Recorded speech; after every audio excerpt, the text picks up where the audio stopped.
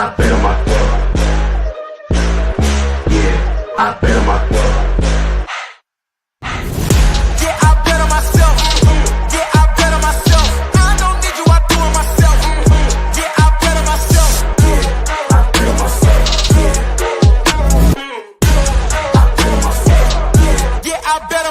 Okay, dream so big that they think I'm crazy. Let out the beast, no, they can't tame me. Don't play with me, better mind your business. I cannot stop now, I ain't finished. I'ma keep on going till I got that. Okay, the way that I'ma do it, they can't top that. No way, critics trying to hate, but I don't talk back, I know that. I know the kid with the bull, tell him all that. I'm the one that I'm a gambler.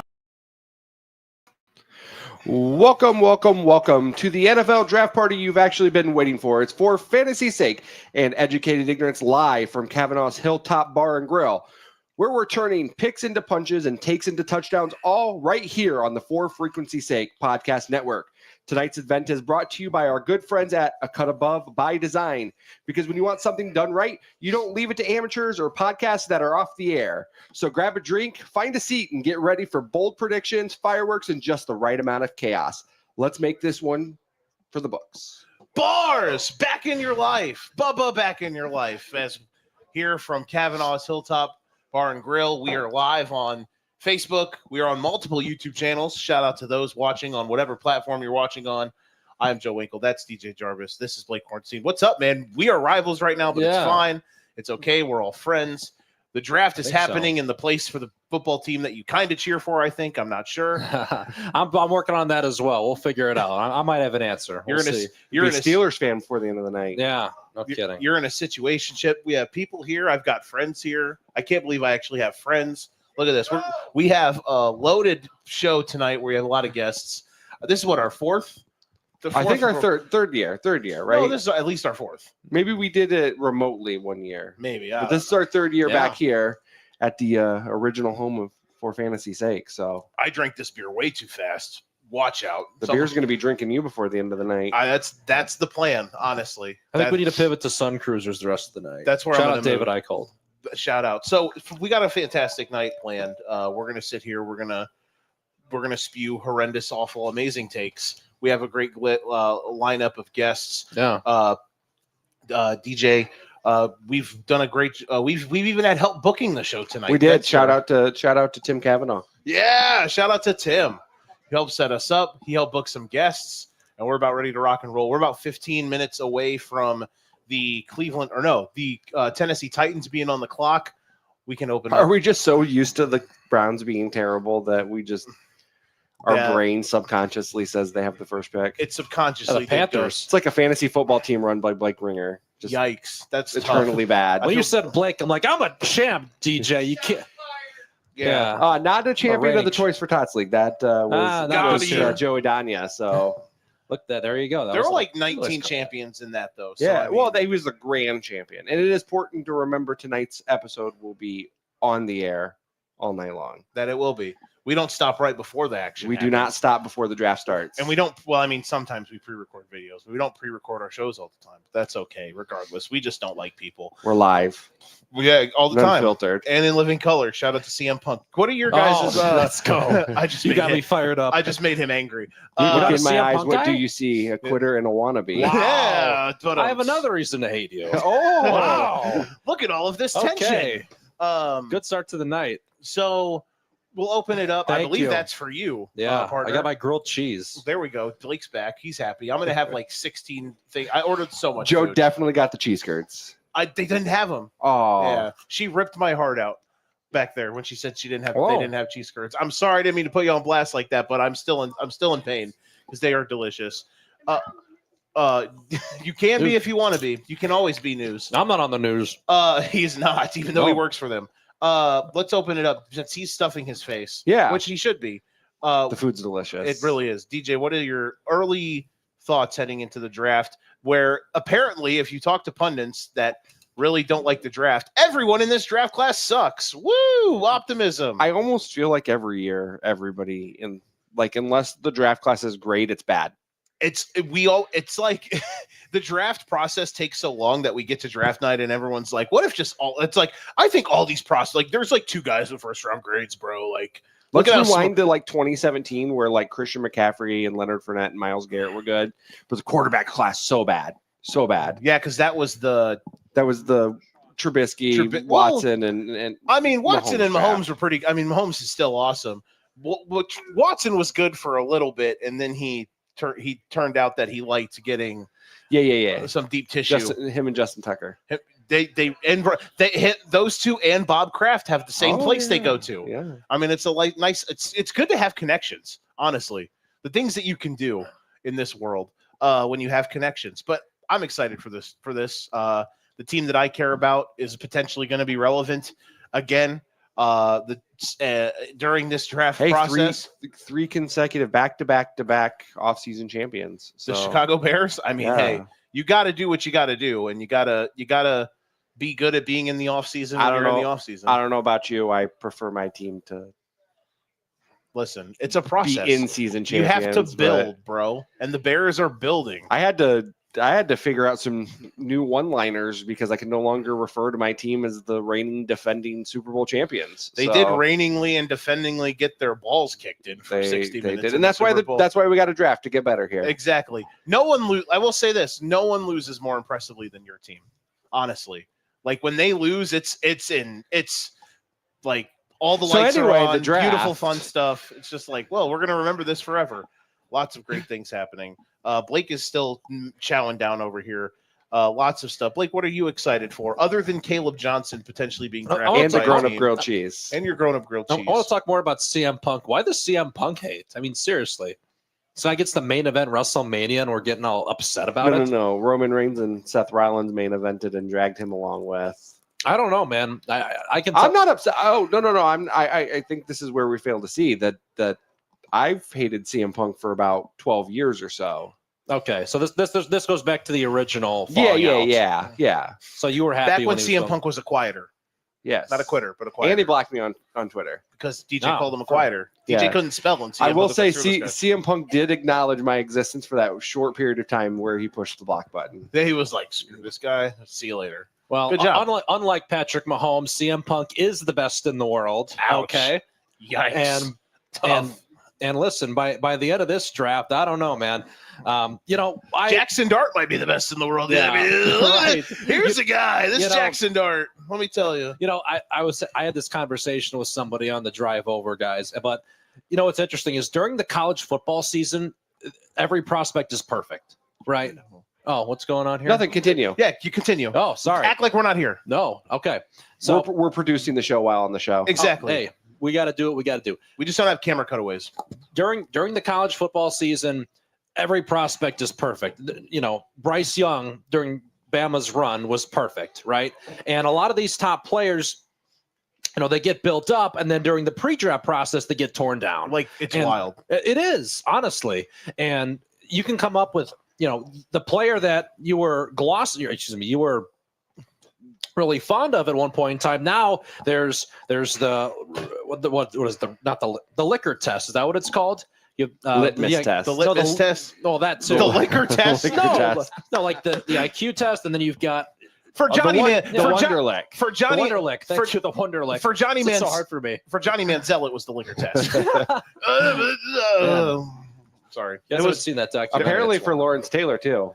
No. I mean, listen, if anyone wrote the book on how to, be good at taking tests, it was our boy LT. Shout out to that guy.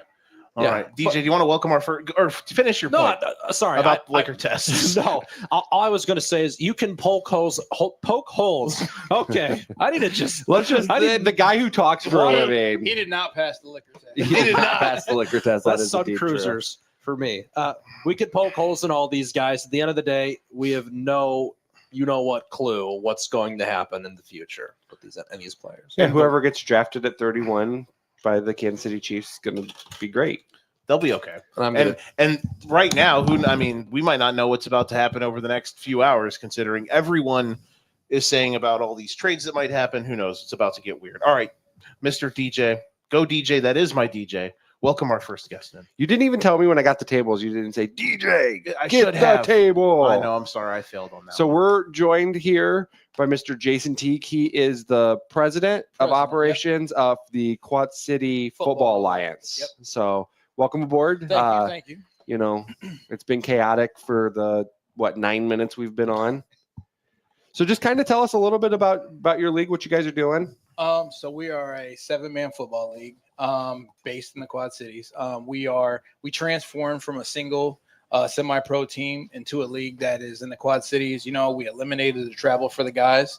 You know, we in our prior seasons when we were a single team, you know, we went to Minnesota, Chicago, Arkansas. We went to all these far places, and I mean, it puts a lot of strain on guys financially. So what we did is just remove the travel, and all the games happen in the Quad Cities. So we got 4 teams for our inaugural season. We have the Wildcats, All-Stars, Stallions, and the Knights. Did you find that when you eliminated that travel and stuff like that, you had more guys coming out that wanted to play? Yes, most definitely. When we told guys you don't have to drive to Omaha twice a year, they were like, "Yeah, I'm ready." So it's 18 and up. Youngest guy is 18. Oldest guy is 42. So it gives younger guys that, you know, didn't get the opportunity to go to college, you know, didn't get the opportunity when in like arena, gives them the availability to keep playing, get better. And then the guys that, you know, want to continue playing that are, you know, a little bit above the hill, a chance to play. What do you say, like, the mix is between the young, the old, what, like the balance and the throughout the, I'm sure it's probably a little bit everywhere, right? I would say most are about 30 years old. Mm-hmm. That is about the mark right there. I know my monster dealer Ed Beeson's involved in the league, right? Oh, Ed Beeson? Yeah. No comment. Okay, we'll talk about that later. No comment. Foot in mouth. Well, that didn't take long. What's the ultimate goal for you guys? Like, where do you kind of see yourselves in 5 years? In 5 years, we're hoping to have our own field. More of like an outdoor arena type thing. So like what you see with the Steamwheelers, just outside. Okay. And then, like I said, you know, just we want to add teams. You know, we don't want to go overboard where we are stringing ourselves out too much. So like I said, an outdoor arena, here somewhere in the Quad Cities, which is where we want to be at in 5 years. And probably, I would say 8 teams in the league. And you were saying it was 7, so 7-man. That's comparable to arena ball, right? Yes. The big difference with us is the guards are eligible. Oh, okay. To catch a pass. Okay, So there you go. That's pretty awesome. It is. Yeah. It's something else when you see the big guys go out there to catch. And I mean, some of our big guys got hands, and I mean, you wouldn't expect it. And then you see them out there just like snagging a ball with one hand. You're like, oh. I would catch a ball and just fall down and maybe cry, maybe get in the fetal position. You think so, and then, you know, you see the end zone, you're like, right, I'm going for it. Not to make this sound like a job interview or anything, but year over year, what does end of year 1 success look like for you? Year 1 would be no major injury to players. Is our number 1 goal. And then all the teams able to finish out the season. That would be you know, our goals for year 1. How many total players do you guys have? 63. Nice. 63 total players in the entire league, 4 teams. Some teams have a little bit more. We had a draft. So all the GMs and coaches, they had a draft for their guys. You know, we had just like the NFL draft they're about to have, you know, we just did this exact same thing. So we didn't want one team that, you know, has a lot of connections with the old semi-pro teams. We didn't want them to be able to just go out there and pick everybody that's good on one team. So we just like eliminated that with the draft. Is your guys' rule settings then like the same thing comparable to arena? Because I was thinking like trying to just think off top. Obviously in Illinois for high school they have 8-man for the really small schools. What's the differences between like that and obviously 8-man? We don't know too much around up here because it's all, you know, most of the teams at least for the teams that we interact with are major conference. I think West Central would be the closest, and they're about 40 minutes. I think so too. Yeah, I would say the biggest thing is our field size is smaller than high school 8-man. Okay. And then the way we do field goals is a little bit different. We adopted some of those arena rules where, you know, the kickoff goes through, you get a point. And then if you do a field goal, all of our field goals go back to the 20-yard line. So if you're on the 5-yard line, you decide to kick a field goal, you still got to go back to the 20. Okay. The biggest thing that we started doing with this is we have a halo player. So say a team is down by 10 points, right? And you haven't crossed the midfield, you can opt to have, this wide receiver haloed. If that player scores, you get double the points. Oh, wow. If the defense stops that player from scoring on that drive, then the defense gets 2 points. So it's a big swing, and then it could screw you in the end. It's nice to see some that's cool with creativity, like the what is it, the UFL now? They've got the creative ways of the point after try, where they have where you can do 2, 3, or 1, 2, or 3 points or something like that. So I like that you're thinking of different creative ways to be different, to be outside of the box. You always want to keep the fans excited. And then there's like we were talking about earlier, there's so much football out there. You don't want to just put the same thing out there that, everybody's like, all right, it's football again. No, you want to get the fans excited. You want to get the players excited. Just give them something different. Where are you guys at right now in the process? When does game start? Where are you guys at right now? We just had week 1. Okay. We are right across the street at Thorson Luck and Field on the campus of Augustana. Just had week 1. We have a bye week this week, and then we go back into it the 13th. No, that's not right. I gotta look that up to make sure. But we have a bye week, and then we have 2 games a day. So we have one in the morning and then one at night. Nice. That's really cool. What about what are for the league? Do practices get set up by teams themselves? Do you guys have coordination and stuff like that? Yeah. So each team has a GM and has coaches. So they set up their own practice schedules, their locations, all that. Like myself, the president, our VP, our player personnel, we will go around on some they were practicing on Saturdays. Now Saturdays are games, but we were going around on Saturdays to all the practices, just making sure they had everything as far as like decals, logos, jerseys, everything. But yeah, they run all that independently of us. Right. There you go. That's good. That I'm sure that helps a lot too, to be able to make everything easier. You don't have to worry about certain things. Though I'm sure you probably stress a lot about stuff. Well, the last 8 years of me running a team, like I was involved in the practices, the games, everything. So like this is my first year, like taking all that responsibility, all that away from me. And I mean, you feel not as busy, huh? Yes. You're probably sitting around thinking, I need to be doing more. No, I sit around and eat Whitey's ice cream now. There you go. Attaboy. I'm sure that's good. Go, DJ. No, You good? yeah. How does Joe sign up to play next year? Oh God, no. You don't need my big wide penguin waddling ass. We do. I'm too fragile, bro. You'll breathe on me and I'll blow 2 ACLs out. We'll have another combine.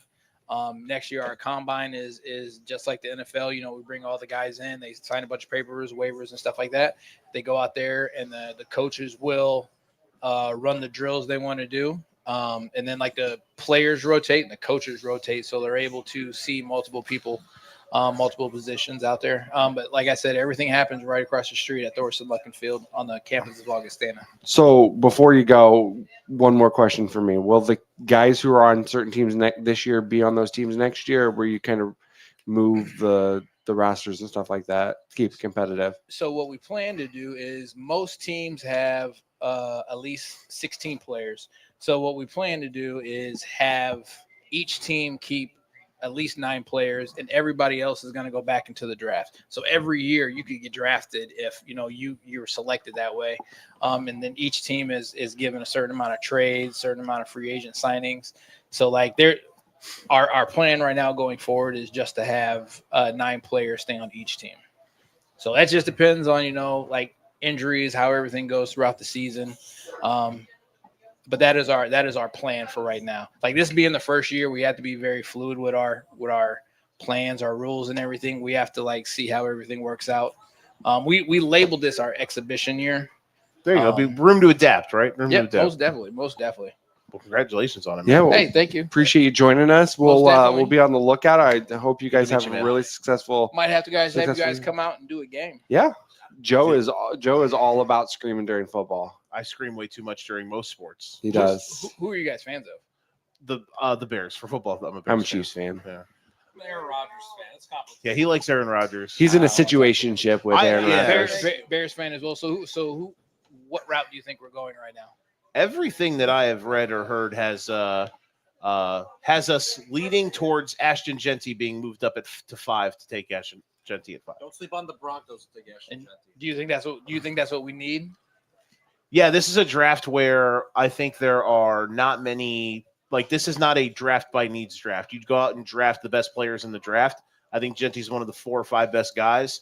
And if they move up to 5 and the top 4 goes Ward, Hunter, Carter, Campbell, well, the only other guy that I would want at that spot would be Mason Graham. And I think I would rather have Genty. Oh, yeah, I'd have Genty easily. I have Genty rated higher. So in that case scenario, it's a borderline arrogant pick, but they're able to do that because of the moves they made in the offseason so far with addressing both lines of scrimmage. Yep. In a perfect world, they would have found a way to move up to the 3rd spot to trade with New York, but apparently they offered some stuff and New York didn't want to move down. I think this is the first year we don't. Roger Goodell's on a bicycle. Yeah, Roger Goodell is on a bicycle right now, so we're about to turn this up. He is out there riding that bicycle. I'm concerned of what's on that seat for him to look so happy. You will not I'm catch just, me on a bicycle. I'm just saying right now, I am very concerned. Roger Goodell looks way too happy on that bicycle. Lil Wayne. Lil Wayne is also on a bicycle. Look at that. This is the oddest thing I've ever seen at a draft. Wheezy F, baby, and the F is for Football. football. That it is. The F is for decathlon or something. He says that doesn't start with an F. Yeah. I'm excited for this. We'll see what the Bears do. Hopefully, it's the only. I don't really believe in trades and stuff like that when it's rumored like as heavy as it has been. But whatever the Bears and the Jags did behind closed doors made Vegas switch their odds on who's going where. So I might get booed this much next year at our draft. There you go. That's what you got to hope for. If anything, just pipe them in. Remember when the COVID draft happened and Goodell was on his chair at home and how he was just sloshed by pick 7? It was awesome. Shout out to that guy. I wonder if he gets tanked during the actual draft. Anybody else watch Draft Day today? No. Oh man, yeah, it's a great movie. I'll never. Not my cup of tea. Who said that? Not me. I've only seen bits and pieces of it. I'm being a hater. But, I'd probably like it, but I'd probably sit there and be like, this isn't realistic.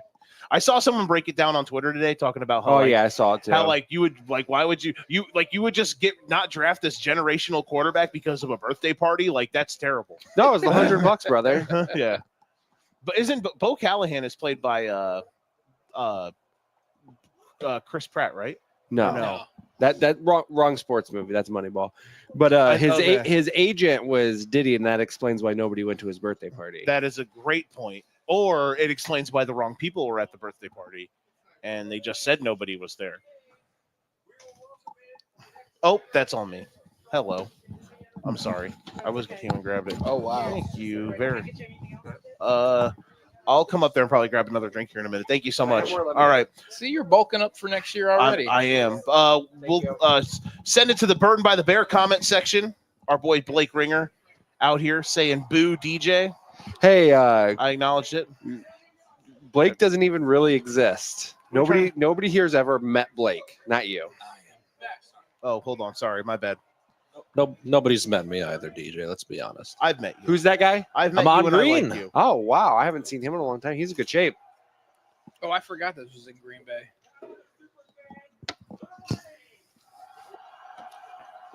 Tunchi. I don't know who that is without the. Yeah, where's the lighter?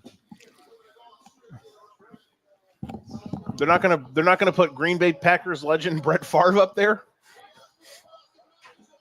No one knows more he can't cross the Mississippi. I don't think he can leave his state right now. Probably, yeah. They watching him right now. All right. So we're about to get. Oh, thank you. You're amazing. Thank you so much. Can I also get a Coke? Please, thank you. What did he do? He held a sign that says the Bears still suck, ignoring the fact that the Bears won the last game against the Packers. That they did. Wow, your first one in 6 years. I'm a Chiefs fan. We won. right now. We won the same amount of playoff games this year, Bubba. Big dog. I'm a Chiefs fan, and I want to state that the Packers beat the Chiefs the last time they played.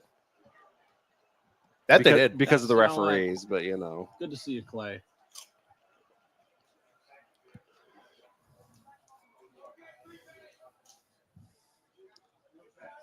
Do you want to turn the draft audio up just a smidge? There we go. All right, I want to thank everybody hanging out with us here. This is us. This is Thank you all the very much. boys. Thanks Thanks again, man, for real. It was, Most it was a definitely. pleasure. Thanks for I'll be back when the Bears are up so we can rub it in. There we go. We can all yell about stuff. It'll be a loaded house when the Bears are up here, but we'll be rocking it. We're gonna have Ken Jacoby. Some would say my boss, some would say my friend, some would just say he's a good guy Could be both. with Wear 2 hats. with great hair. You got a feast over there. Holy. I told you I got a lot of food. Wow. It's a hungry man. I'm starving. Are those all ranch? No, it's not all ranch. I'm not going to tell you my food Rolodex here. Ken Jacoby. Ken Jacoby's going to. That's be the way joining- you sell more food, is you tell people about the good food. I'm showering these nachos right now, bro. We're just out here living large. Are you an onion fan? Grilled onions. Fair enough. Is it the right decision? Who cares?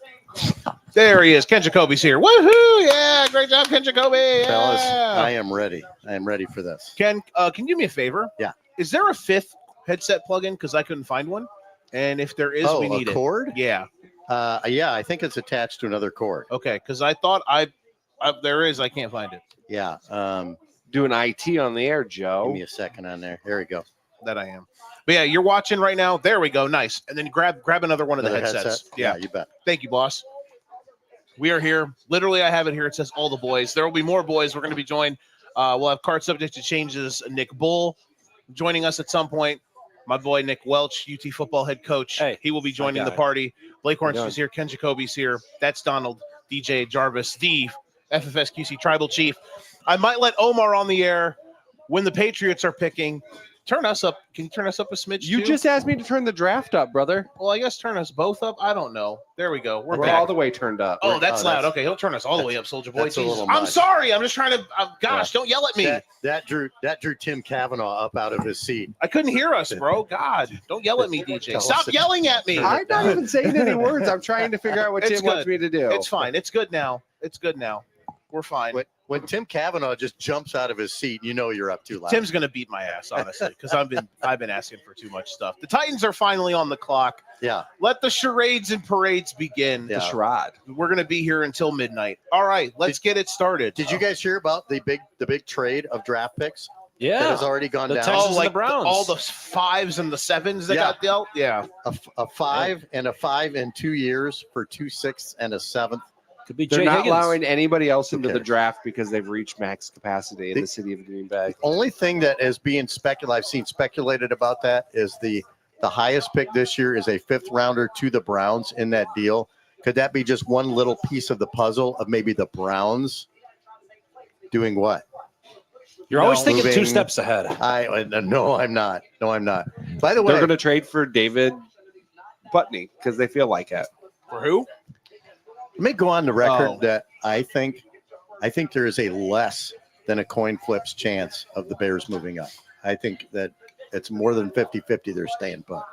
By the way, Ken 2 years ago They- called the whatever the- Jalen Carter thing like way before it even happened. Whatever happened today between the I Jags can't even remember how good I was on that. Yeah, one. you were spot on. You're like the Bears feel this way and the Eagles feel this way, and this Oh. is why they did it. And Yeah. perfect, and it happened the way it happened. And the Bears squeezed the Eagles for just a little bit of draft capital Yeah. to move up to one spot, right? Exactly. So nice move there because the Bears knew they weren't going to take Carter anyway. whatever.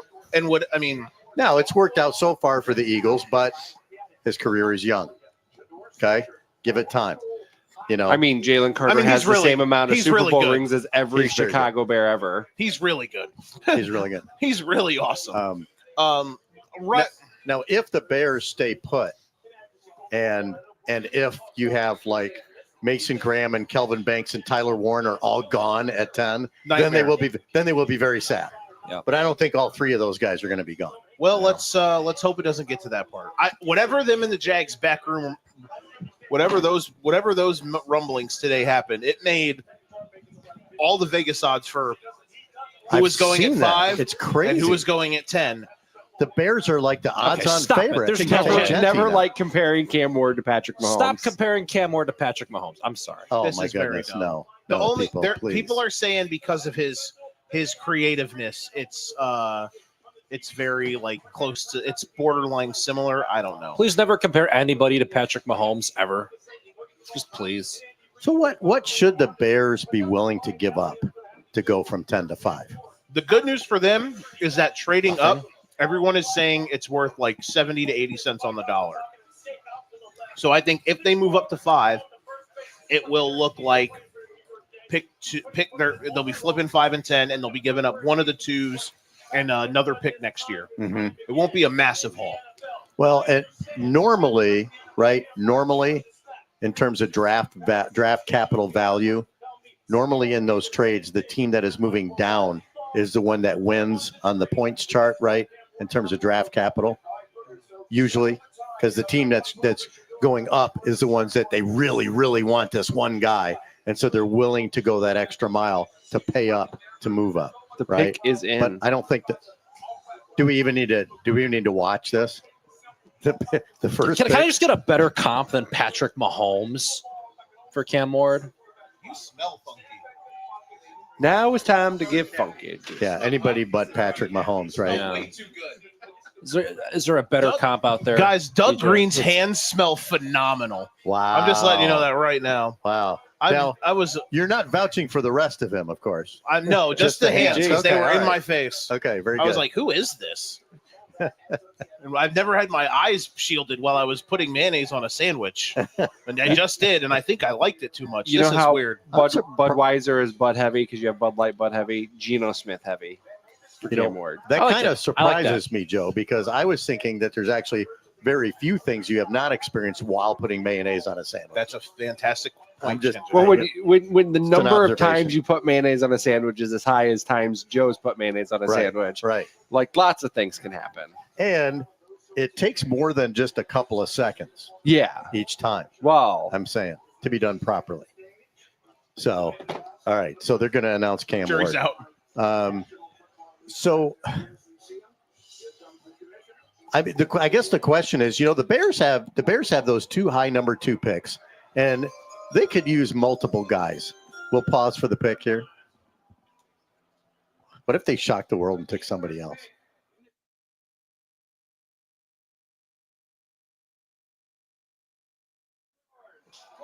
Oh my God, I can't believe it. I thought they were drafting Cam Ward. I don't know who this Cameron I know Ward Cameron. dude is. Who's Cameron? I had no idea the guy's name was Cameron. They never say that. So maybe he was like Cameron Ward when he was like a high school nobody that was not being recruited heavily. Maybe. So all right, Joe's coming back. All right, so now we'll improve the programming with Joe. Oh, Oh, Oh wow! the Browns have traded down. Jaguars The are Jags taking are at Genty. no, the Jags are not taking Genty. They're going to take Travis Hunter. They're going to take Travis Hunter at 2. If the Jags were going to take Genty, they would have stayed at 5. No, the Jags are taking Hunter. The Browns are horribly ran. Like we knew this, but they are horribly ran. But their fans love their GM. Dorsey, this is bad. This isn't Dorsey anymore. Or whoever it is, Haslam, whatever the hell his name is. Congrats on the Browns for getting. They're about to get absolutely teabagged by the youngest GM in the NFL. What a start! Congratulations. Why is he getting teabagged? There's like 3 aces in this draft, no doubt. The Browns had literally the best player in the draft fall to them Right. because a At number 2. quarterback was needed at 1. Right. And the haul's probably not going to be that good unless Jacksonville incredibly overpaid. But regardless, like this is a terrible move by Cleveland. Is Cleveland going to draft Ashton Genty at 5? Maybe Travis Hunter isn't that guy. They might. Maybe he's not. They might. Maybe. They don't This have guy a just running said he's back. not going to play NFL football if he can't Well, play both sides. Here's the thing. What that means is that Now we don't know what the haul is. I'm trying to look it up, and everything's. There's so much traffic now. I'm also part mad because the this means the Twitter Bears aren't channels. getting Genty, so let me be angry. But this is Fit also dumb five- as hell by Browns Cleveland. received 536, 126, and a 2026 first. They got a 1 out of that. So I they mean, got I a guess one that's not bad. For They got a shoes, 1 and a 104, and so they got 2 1s. Well, they get in order to move down the 3 spots. They Well, picked up a That's first. still 2. They Yeah, that's picked up a first and a second. and a It's not fourth. it's not a bad trade. It's swapped. not as Yeah. bad. I mean, it's So better they than made I a thought it nice was going haul, to be. and the Browns obviously have to rebuild. Now, does that mean that the Browns did not absolutely love either Travis Hunter or Abdul Carter? Because if they love either of those guys, then don't they have to pick one at number 2? Yeah. If they think those guys are far and away better than the other players in the draft. We're getting some feedback. Well, what if the Browns want a quarterback? What if the Browns like Shador? What if the Browns like a quarterback and that's where they go? Then I don't know. This doesn't look bad at all. Do I like Shador? No. No, Do I like there's not a quarterback I at know. number 5.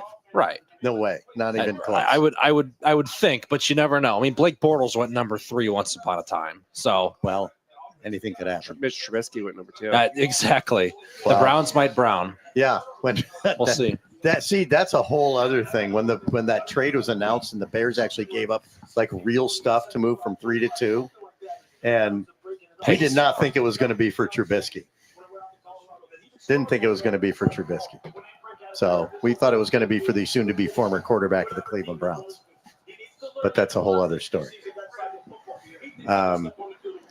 So does that lock in Genty at 5 to Jacksonville? Cleveland.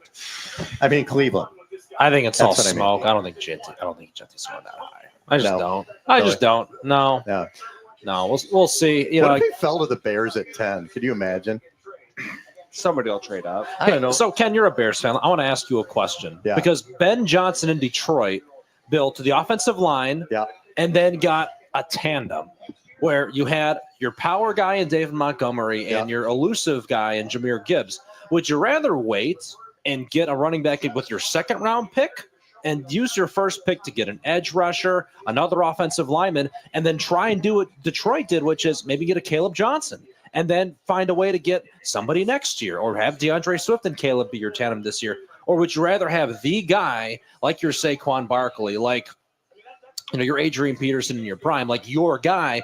Or do you think a tandem would probably be a better use of the picks at this point? You know that they will want a tandem.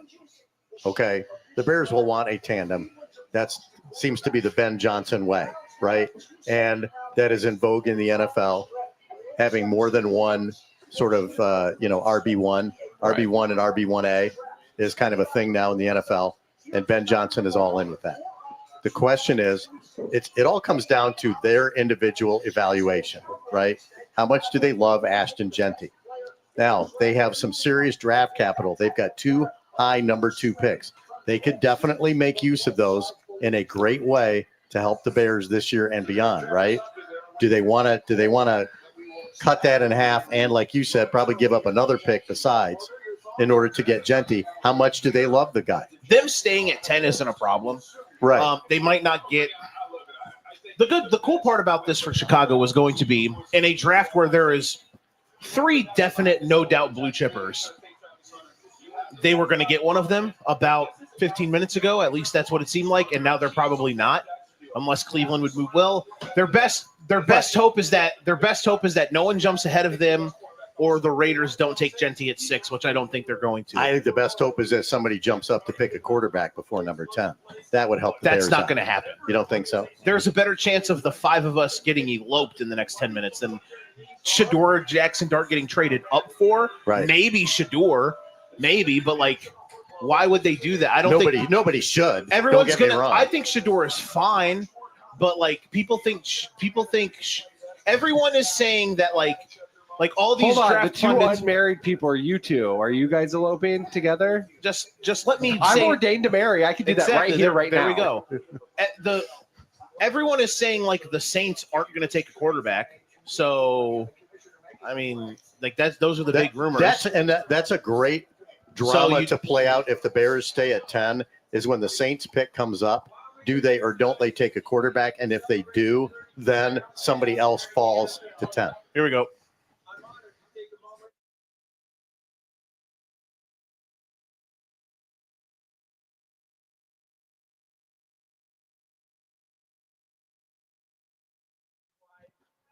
Recognizes one player each year who best represents greatness and compassion both on and off the field and in the community.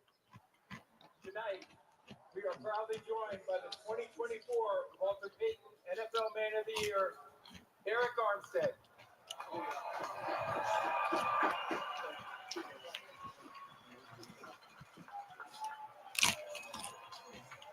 First off, I want to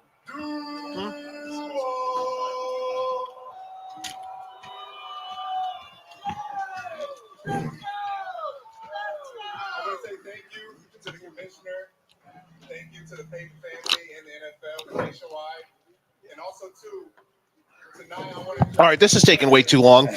For Jesus Christ. Hey, here's why. This is Adam Schefter explaining the Browns' end of this trade. Go for it. Okay. With tonight's trade, this is Adam Schefter. With tonight's trade, the Browns are now armed to select a quarterback in this or next year's draft. They currently own 3 of the top 36 picks, number 5, number 33, and number 36. And now they own the Jaguars' 2026 first-round pick. So they are well positioned to get a quarterback, whether it's this year or next. See who falls, see who doesn't get picked tonight, right? Does a Sanders or a Dart not get picked tonight? The Browns have the first pick tomorrow and the 4th pick tomorrow. I like that. In the 2025 NFL Draft, the Jacksonville Jaguars select Travis Hunter. Great job by the Travis Jags GM. Honestly. Until whoever their backup quarterback is after Trevor Lawrence gets another concussion, throws him a hospital ball, and you're out your best receiver and corner. I mean, whoever. Yeah, there you go. I mean, what a move. Honestly. Trevor Lawrence is also dancing right now, I would think. As the kids would say, that guy's drippy. Dude, Look at that. Liam Cohen is so excited. And no matter how much he plays on both sides of the ball, he is guaranteed he's going to take fewer snaps than he did at Colorado this year, right? Yeah. He played like 130 snaps a game. Yeah, it's kind of unbelievable. Jags general manager. So the Jags GM, they hired Tony Baselli, youngest GM in the league. Wait, Tony Or Baselli? not Baselli, sorry, James Gladstone. Right. Yeah. Yeah. Tip of the cap to him, man. They picked him over balls. the Huge other balls. You know, the other finalist for that was Ian Cunningham. Ian Cunningham, the Bears assistant GM, right? That's, I mean, talk about coming in and putting your nuts on the table and you're a child, literally. Like, he's like 35. What a savage. I mean, to go out and get that, like the Browns, it could work. I just don't know. I don't know why you do that when you could get the best player in the draft. I understand what this draft is, but But they picked up, and I like they add for moving down 3 spots. They added a 1 and they got a a 2. much better haul than I thought they would get. That's a lot. Yeah. That's a lot. So they made Jacksonville pay. Okay, they said, okay, yeah, we're sitting in the spot where one of the 3 premier players in the draft. If we're going to move out of that, you're going to pay, and Jacksonville paid. You know, we'll know who won that trade in the next 2 or 3 years. We don't know right now. I think Yeah, probably going to be here Thursday. Travis Hunter should be great, though. Right? I think he's going to be really good. Yeah. I think he's going to be really good. What a pick. All right. That's a win-win.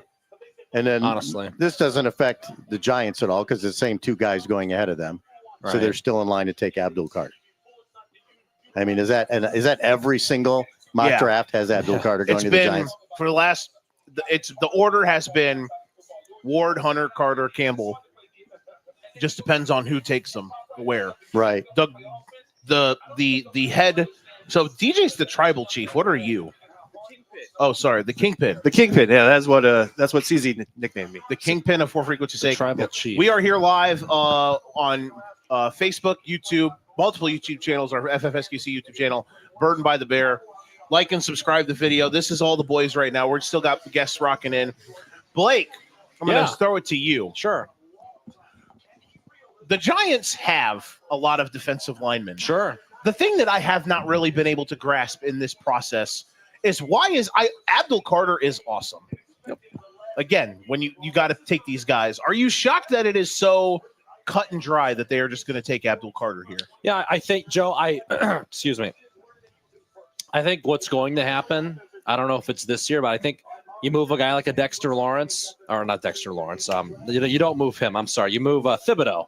You move Thibodeau because you saw his production go up his sophomore year and then down his junior year when they added Brian Burns. Yeah, it makes sense that they're going to eventually move off of one of those guys. But as you mentioned, there are 3 clear-cut guys, right? And you don't pass Abdul Carter among that stacked D-line. You just, Thibodeau, Burns, Lawrence, he might be the very best one. So even if there is kind of a cluster for 1 year, things could look a lot different. And we're talking about a 10-year investment, not a 1-year investment. I agree. It is a little like, what could this be? And I know, Doug, you're more of the fantasy guy, but even you can never have too many pass rushers. No. Oh, no. And that's the point that I was going to make to Blake's point there is, you can run out one of those NASCAR packages where you just set up, 4 speed rushers and good luck blocking all that. Somebody's coming free. Exactly. I mean, Dexter Lawrence is one of the best players in the entire league. He's awesome. Thibodeau's up and down. If it really came down to like trading him or, having to pay him a huge deal, I'd probably trade him. Burns is good, and Burns is also really awesome. But Carter here, it'll allow you to probably get a little creative. Maybe you can do stuff where you slot Thibodeau inside. A lot of different things you can do. So if Carter is the pick here, which I think he will be, there's a lot of good things that they can do. Hey, can I just want to talk about the Bears the whole time, right? Okay. Yeah, that's fine. Let's look ahead here. The Browns are at 5. We are currently live streaming on the YouTube channel Burdened by the Bear. Burdened by the Bear. We are literally he's wearing a Bears hat. We are literally here. It is. I'm not going to pay you to talk about the Bears, but it's definitely allowed. And I'm wearing a Quad City Mallards hat, so it's all about the Bears. Exactly. Yeah. We're all there. Okay, you're wearing an Astros hat. It's all about the Bears. There's an ice cream truck on the hat, and the hat's really cool. Like, look at the brim, bro. It's nice. It's fancy. It is sweet. Yeah. Okay, we'll wait for the pick. Oh, yeah, here we go. Pick is in. The New York Giants select Abdul Carter. Oh, hey, I'm gonna get my John Moran on post grenade launch. So, yeah, I know. If I can only tell that joke to you because, I guess I could tell it to you. I forgot. I'm stupid. You like the NBA. No. All right. So, oh yeah. Okay. So while DJ's talking, this was the spot. If the Bears were going to play, I'm going to go up and get somebody. This would be what I would want 100%. to get Will Campbell? No, for Abdul Carter. Go spend your first and your 2 seconds. Ken's got the big board. Have I? Oh, this is just a bunch of mock drafts. I'm just keeping track of which way these things are going versus mock drafts. Sure, you can take a look at the whole thing. I just wanted to cross Carter off of all of them. So now the Browns are at 5. Is it a given that the Browns are going to take Ashton Genty, or might the Browns say, hey, this worked once. What if we trade down again? Because isn't there a market for Ashton Genty that's larger than the Chicago Bears? Are they the only ones? Are they bidding against themselves? Are we sure this guy's a top 5 pick? If Genty? Seriously. Genty doesn't have to go 5th. Right. He's been he could go 6, he could go 7, he could go 8, 9, 10. The Jags became the spot where everyone was like, they're taking Genty. Right. Then all of a sudden, the Browns woke up today and said, I want to not draft the best player in the draft. Right. Well, let's do that. Why wouldn't the Browns be offering this number 5 for sale? They could. Right They now? very well could. They very well could. They are. I think we're agreed, right? The Browns are in rebuild mode at this point. My friend just put in our group chat, the Browns are looking to trade down again. I would not be shocked if the Browns are on the phone with the Bears. They're going to, and not just the Bears, they're going to be on the phone, right? There is another until that pick is in. There's one other team that is definitely going to try to trade up for one of these offensive skill guys, and I think you might have said it, the Denver Broncos. Yep. The Denver Broncos are desperate to get Genty. They probably don't need to trade up for Omarion Hampton. who I love Caleb Johnson, but I think Hampton will go second. I Sure, think Johnson no, probably goes tomorrow. Certainly not to Yeah. number 5. No. So, but if it's not Genty, they want to move up to get Tyler Warren or Colston Loveland. The Broncos desperately need one of these offensive skill players. So they could be in the process. Hey, a shout out to Illinois. They could be in the process of calling as well. So we'll see. Will the Browns really want to move back that far, though? I don't know. I think if the Browns are talking on the phone to the Broncos and the Bears, that's a lot of B's. Yes. There's the man. Our tribal chief. The man who just put in our group in the comments, if the Bears were taking Trubisky, shout out to Jordan Rangel. He has arrived to watch me scream. Also, Hey, Malik saying we need O-line, bear down. I agree, yes. but they did a good job in free agency. It's why they can afford to take Ashton Genty tonight. If they did so, they might not do it anyway, which is fine. If they don't get Genty, it's fine. That's It's okay. that was the genius of what the Bears did was they made it so that they don't have to focus on a position. They can just take who they want. Yes. Who they feel is the best guy. If they're in love with somebody that they have to move up for, that's another thing. It's what I said when we came on the air. This is a draft where you don't want to have to draft for need. Right. There are certain guys in this draft that I think it's over. Even though I think there's only 3 or 4 no doubt blue chippers, I think there's a lot of guys in this draft that can be good, serviceable players. I think that's why I lean towards the Bears not moving up, because you always pay a high price. Look at the price Jacksonville paid to move up to get Travis Hunter. I'm not saying that wasn't a good trade for them, but it is a heavy price to pay to move up from 5 to 2. Okay, they gave up a ton to do it. The Bears would have to give up a lot to go from 10 to 5 in this kind of draft where it's so unpredictable and the opinions vary in that 4 through 10 area of who's going to take whom. Other than I think every mock draft has Will Campbell going now number 4 to the Patriots, but beyond that, it's all wide open. 5 through 10 is wide open in the mock drafts, right? So the Bears can just sit back and let things come to them, right? Like they did last year with Odunze, although I could get into that. Would the Bears trade right now, today, would they trade Rome Odunze for Brock Bowers? Would they make that trade right now? Yeah, they would. He did catch 112 balls last year, the all-time record for rookies, right? So does that mean they made the wrong pick? We'll see.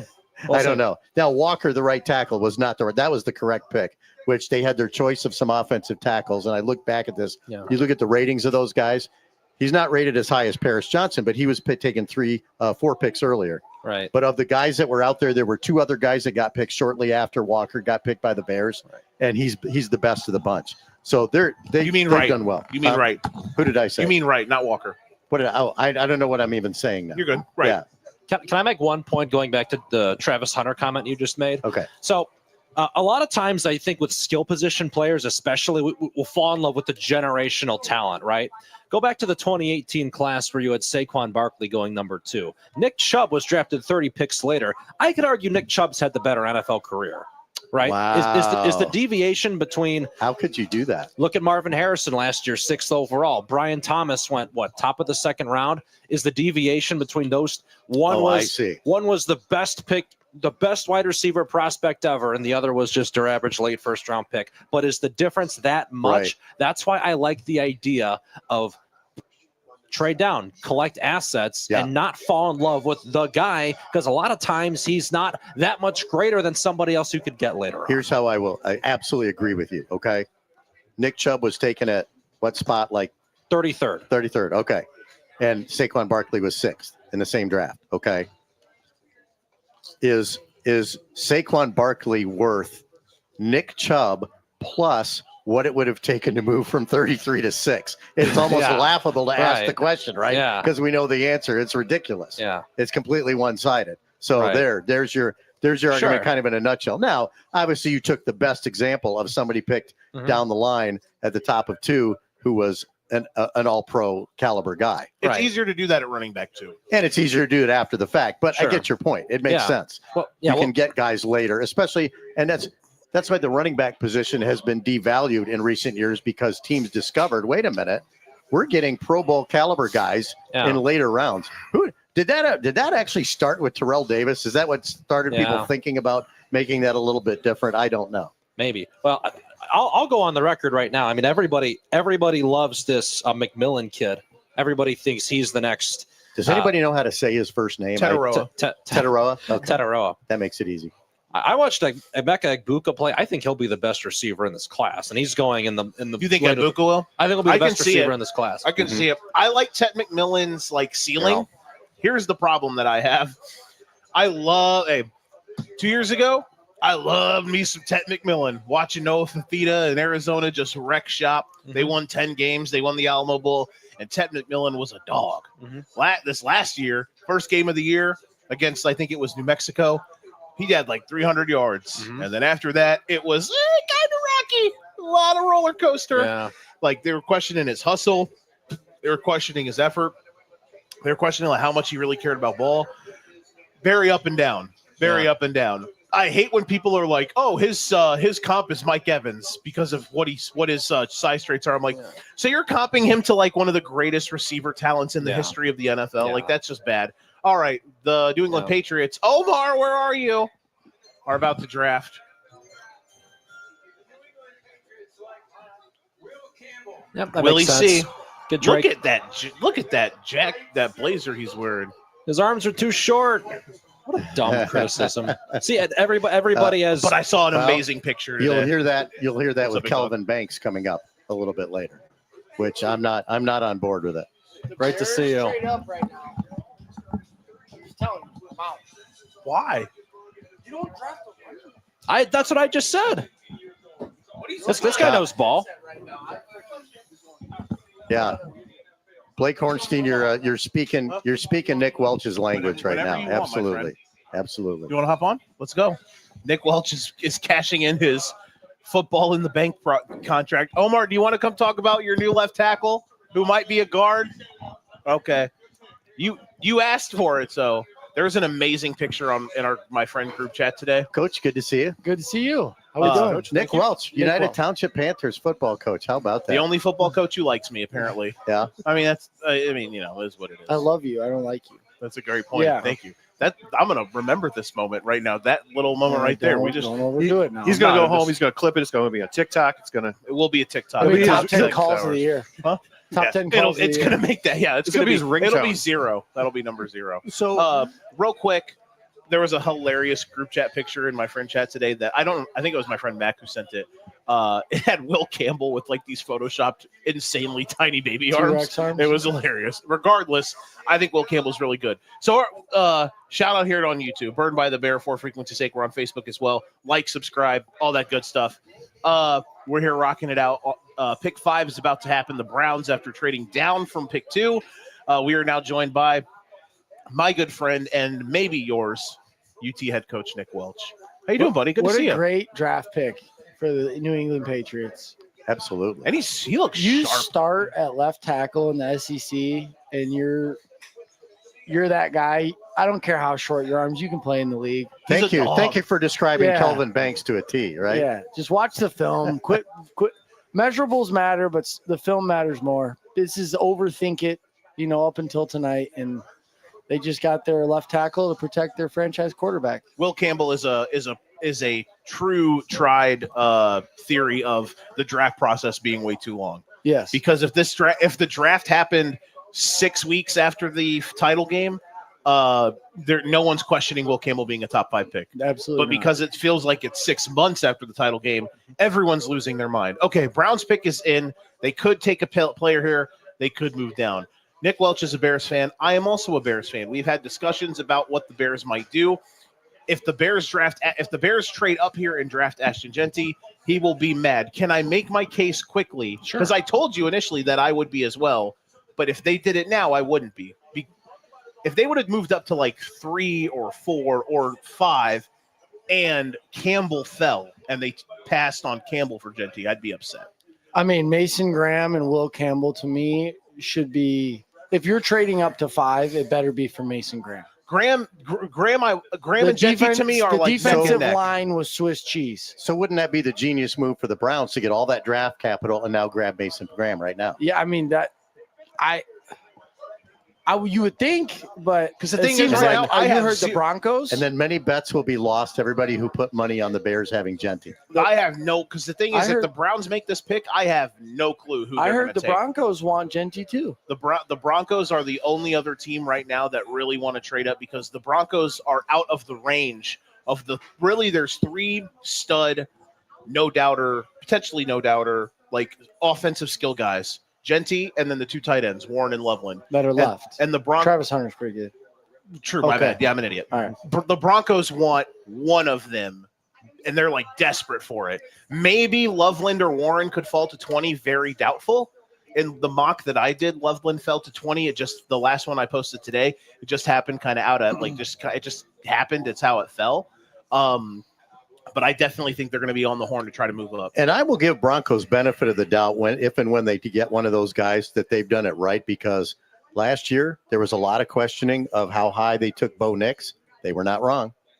I mean, it seems to be Yeah. they didn't reach for him, as it turns out, right? Well, I would just be a little confused because they got young, cheap running backs right now, and kind of how they run. You got Alvin Kamara in the 3rd round when he was the head coach for the New Orleans Saints, and if Ashton Genty's picked at 5, he's the 6th highest paid running back in the NFL. Wow. Because of the guaranteed money. And to me, that's the whole thing, right? Like, I don't know. I think Ashton Genty's a great player. I wouldn't feel great about him going 10 to the Bears. I just feel like there's so many things you need to make your team better. Yeah. And like you got 2 second-round picks. Caleb Johnson, to me, is a great pick. I agree. I agree. Like if they don't take Genty, I'm okay with it. He had more 7-man boxes than anyone in the NFL or in college football last year.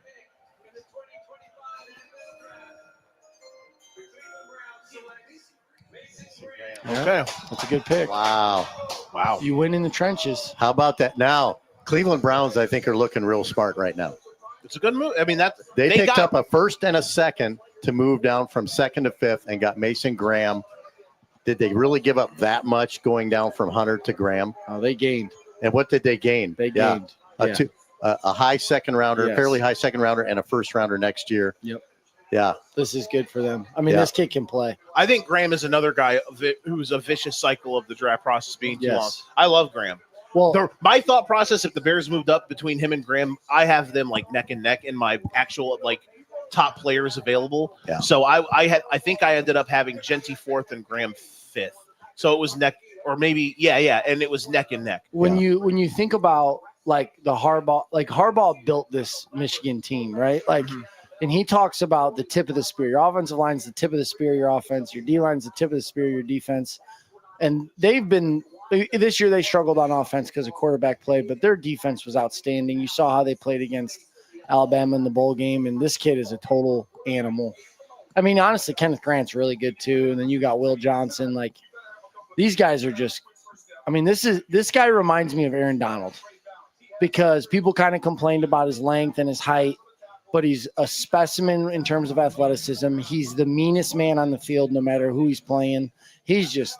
He's really good, and I think he's going to have a really, really good career. And if you line him up next to Myles Garrett, he ain't getting double teamed. You know what I'm saying? Like, he's going to get a lot of one-on-one blocks. That's getting scary already. Yes, it is. And some of the mocks had Mason Graham going down to 10, right? Or even 11. Yep. Getting past the Bears. How? I don't know. That was the thing, too. But it was always kind of aspirational that the Bears might be able to get Mason Graham. It was always just fingers crossed, maybe a wish and a prayer. The entire time, anytime I saw a mock draft that had Graham going past the Bears at 10, I'm like, there's no way. Seriously. Maybe it kind of lightened up when the Bears added, again, another thing I have been saying recently is the biggest thing about being able to get Genty is they didn't completely shore up the trenches in the free agent pool, but they addressed it and they bulked it up, especially the defense. Offense, well, I guess O-line was probably more much, beef, but Brady Garrett's a good player. It's just Grady Jarrett, he's a dog. I love him. Yeah. Brady. Problem is he's just getting a little bit older. Yeah, but if you can get a couple years out of him, didn't they sign? Was it a 3-year contract? I believe so. And I think the Bears are probably looking at as a 2-year deal, right? With like the guaranteed money, and I mean he's still a Pro Bowl type player, but it'd be nice to get another guy next to him to learn.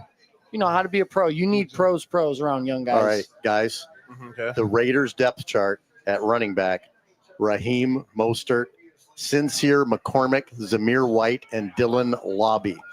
Is this the spot for Ashton Genty to the Raiders? It could be, but I part of me would be shocked because I feel like they were so loud with it for a while that it was all smoke. Maybe they want, maybe this is what they wanted. Maybe they were doing it. Maybe it was, I don't know. Maybe they go get And Genty. they had to, if that's what they want, they had to sweat a little bit about the number 5 pick, and now they don't. If the Raiders take Genty, it is an insanely arrogant pick. Okay. Their D-line isn't great. Their offensive line outside of Colton Miller is bad. They have way too many needs. Or do they trade back and acquire some more draft capital and maybe go to 10? Could. If this is real, all this Yeah. talk about the Bears trading up for Yeah. Genty. Hey, it costs less to go from 10 to 6 than from 10 to 5, right? That's the thing that maybe I feel like I didn't think about in the fact that the Jags went from 5 to literally 2 to draft the best player, in my opinion, in the draft. So I don't think the gap is large between him and Abdul Carter. I have Hunter slightly above him. I get, compared to like what the Bears would have to go from 10 to 5 to give up, I should think more. The Browns getting more at 2 makes more sense. I didn't think the Browns would get that much of a haul. I was shocked that they got an extra one, but I guess when you're giving up that pick, you can kind of hold the Jags over a barrel to try to get that selection. So Well, and you can't overlook the fact that both teams have a lot of holes. that they do. They I do. love the move by Jacksonville. Yeah. Here's Uncle Raj. There he goes. Thank you. Ashton Genty. Hey, it's a great day to be a Bears fan. It's a great day to be a Bears fan. He's not an option anymore. There you go. Where's Blake? There we go. Where's Blake? I hope to be cheering for your player tomorrow, my friend. That's what I'm hoping for. Caleb Johnson, please come on down. What pick did the Raiders use on Genty? 6. All right. So Ashton Genty just got drafted. Thank a lot God. of Bears fans either Are celebrating or crying in their beer? Yeah, I don't think it's a yeah. This is I'm okay- time to I'm start okay with sweating for the Bears now. Yeah. Now, I've heard a couple names. Tight end, Will Johnson at corner. I've heard that Yep. name. I like Will Johnson a lot, and they do need a corner. I'd be kind of upset if they took him at 10. Because I'm worried if there's a lot of injury Right. stuff busting out He's about had him. he's had 2 injuries in the last year, right? Yeah, And so that is a bit of a concern. And they're just coming off of now I just blanked on the guard they just let go, who had the whole injury history the whole time. he Tevin was there. Jenkins. Tevin Jenkins, right? Who's an excellent player when he's on the field, but he couldn't stay on the field. Do they want to get into that soup again? That I would be would- the concern. I would be okay if they end up getting Warren or Loveland. I could Right. see if that's the case, if they really like Loveland, even potentially trading back. So And we don't know which of these offensive tackles do the Bears like. correct. I'm all over Kelvin Banks. I think if he goes to 10, which I kind of doubt he's going to last that long, but if he goes to 10, I think the Bears just grab it. They put that card in about 2 seconds, right? Well, I mean, But maybe Darnell who Wright, knows? They he like wasn't- Membu better. I don't Darnell know. Wright wasn't really the guy people were saying when they took him. He And- was like he was up there, but not like the guy they thought the Bears were on. Right. And then they took him. And he's turned out to be the best He's of the really available good. guys at that spot that Yes. they picked at number 10. Yeah, More so over the guy. There was a guy who went to the Steelers, and Yep. there was another one who went the fairly Georgia shortly guy. after. Yep. Yeah. Yep. And so far, Wright Yeah. has turned out to be the best of that little Top bunch five there. Top Yeah. 5 right tackle last year in the NFL. Yeah, I remember that. It didn't surprise me they took a tackle. It surprised me they took that guy. Yes. But they turned out to be the ones who were right. Yes. So That to was a speak. good pick. They were right about Yeah. right. Because I think it came down. The only one after Wright that you could argue is as good or better is Skoronski. He's pretty Mhm. good. See, I And think Skoronski went, I think, 2 picks after. Before. He went to the Titans. He was before? I thought he was I thought after. he was before. You might be But, right on that. I mean, to me, Darnell, he was the 4th best tackle, 5th best tackle, and 3 of them were in the NFC North. Because you have Penei Sewell, you have the guy, the Vikings and the Packers all have really good right tackles. But I love Darnell Wright. He has not been the problem. There's a lot of No. problems, but he has not been the problem. No, I'm really glad. I'm really glad of all the moves they made up front. Is this now where maybe it does maybe get a little serious for the Bears moving up? Look what you have coming up here. Jets and Panthers. These are 2 teams that are, I don't know whether the Jets think they are, Okay, but they're just about nowhere. Yep. And they should be looking to move down and get additional picks and additional assets, right? The same thing with the Panthers, right? Yep. Maybe looking to do that, drop down a couple spots, pick up a little extra. The Panthers are absolutely a trade down candidate. So maybe that's where, for the Bears, to try to get a Kelvin Banks, maybe move up a couple of spots to make sure that they don't get beat to the punch. Hey, there. the Panthers and Bears got good trade camaraderie, chemistry too. Yeah, We've already Bryce seen Young that. doesn't suck anymore, dog. Yeah. Yeah, he's good. It's a win-win, right? The Panthers can come by and say, "Don't you have something you can give back to us?" Exactly. Really? You got that? You got our second round pick. Can't we do something there? If I can segue, speaking of the Panthers, how's everything going, my friend? It's good. One day at a time. We're really focused on, our biggest focus is having a great lift tomorrow. But a very senior heavy team, but finally feel that we've started to stack classes of talent. Our freshmen were 6-3, 6-2. Sophomores were 6-2, and then 18 returning starters on the varsity. So we're really excited about what we got coming back. We got to replace Christian at quarterback, 2 receivers and a center, and everyone on defense is back. And 4 out of the 5 offensive linemen, our top receiver and our top 2 running backs and our top 2 tight ends. So, we're excited, but I'm really proud of them for just really, don't be outcome driven, be process driven. And, when you take a look at what the best people who have ever run a team do and how those teams operate, that's how they attack every day. And even when the summer starts, not worrying about LP, just worry about that day. Let's have the best day we can possibly have, and let's see what kind of team we can become. Is this the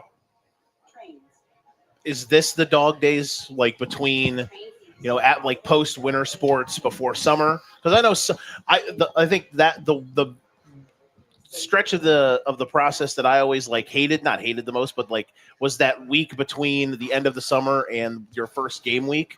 That was the week that I was like, oh man, you're just chomping at the bit. It was preview week. That was the one that week and the week before it. Where do the dog days start to get that you guys really grind? Off-season training, it's like February and early March. Okay. Because it's cold, it's dark all the time still, and at that point you've been training for a while.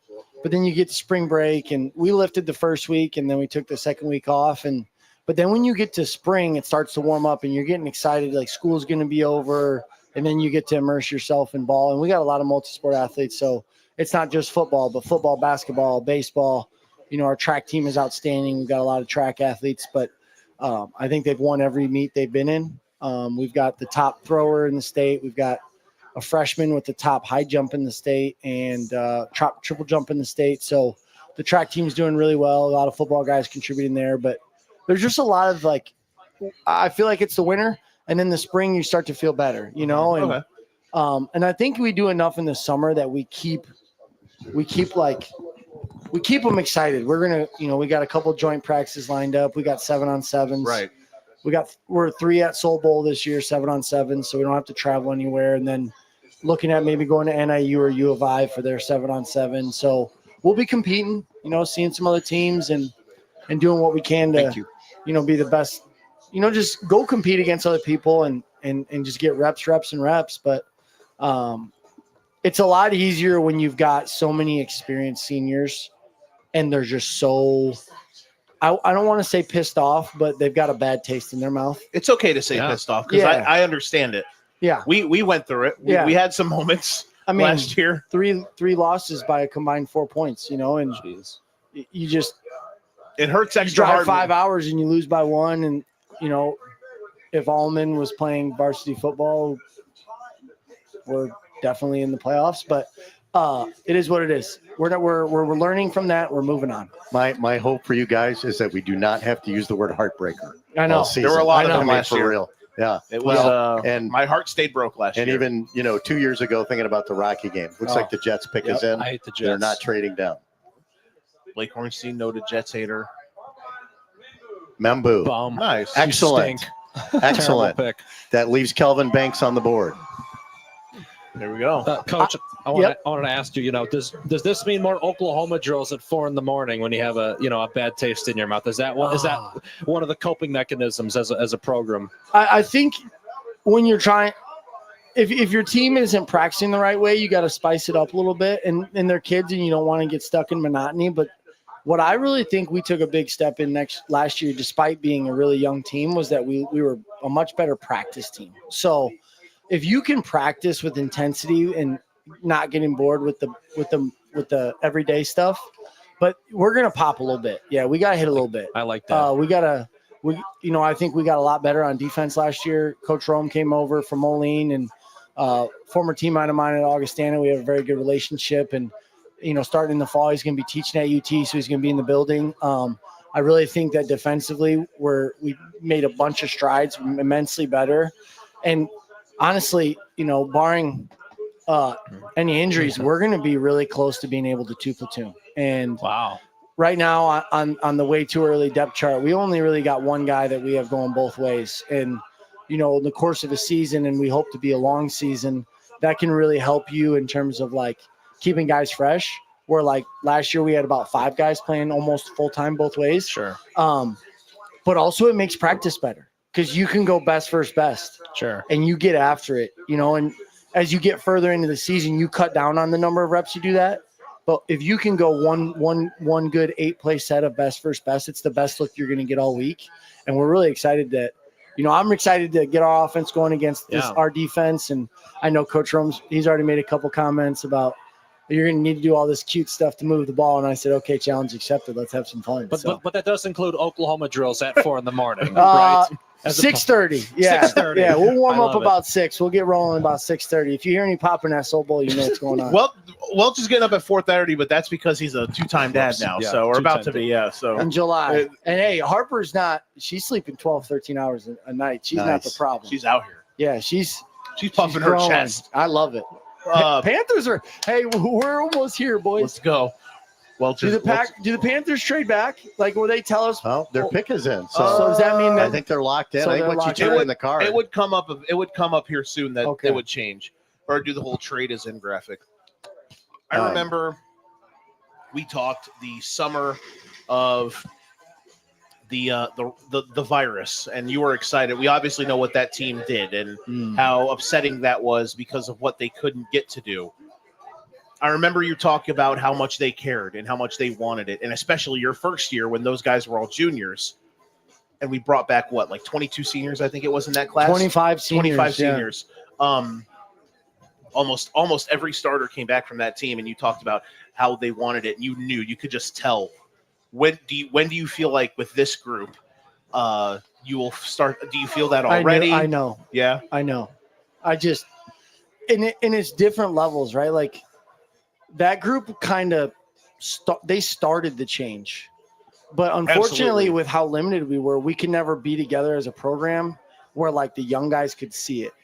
Where now they're all together, and our young guys are seeing it so much faster. I mean. You've got a returning captain in Tristan Wallerab, who's going to be a 3-year starter. Eli Oppenheimer, 3-year starter. Like Josiah Massey, 3-year starter. Isaiah Navarrette's played varsity for 4 years. You just look around and you've got so many guys that have played so many snaps and played so many games. And when they're that focused, it just set. Today we had a freshman who's going to be a sophomore who could be really talented, and he's kind of been spotty about his attendance. We're well over 90% attendance at 6 a.m. with our varsity guys. And I didn't even see him come in the room.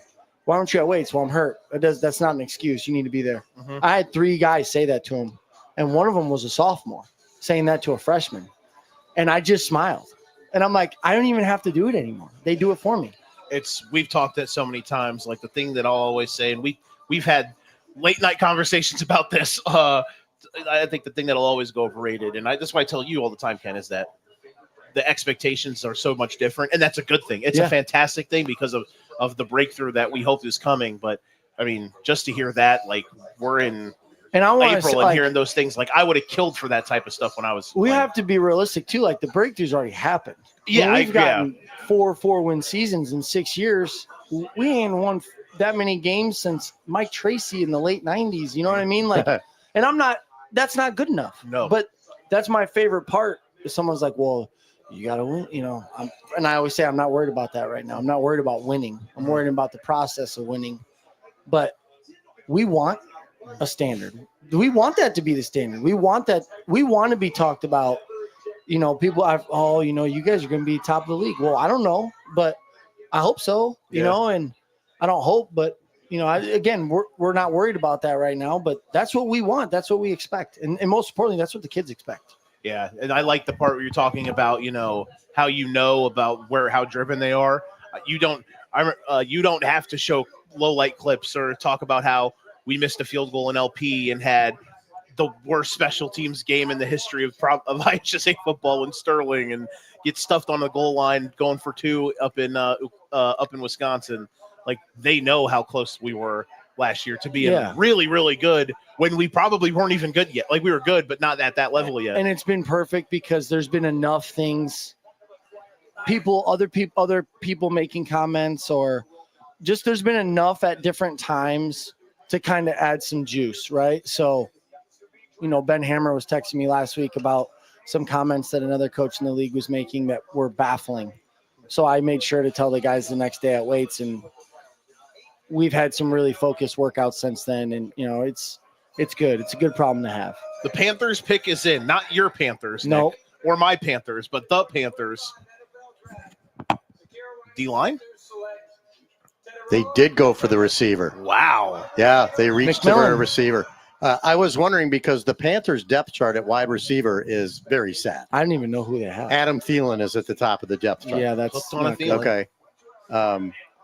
So, I mean, they obviously had a position of need there, but when you're where the Panthers are and you're picking at number 9, you don't need to be drafting for need. You need to be drafting good players regardless. Right? And you maybe like hey, young quarterback, here's the guy you go throw it to when you're in pressure situations, So good for them. Oh, Man, good this for the kid Bears. balled out. Good for the Bears, Hey, by the way. yeah. That pick just happened. That's very good for the Bears. So they can definitely draft one of the tight ends or Banks.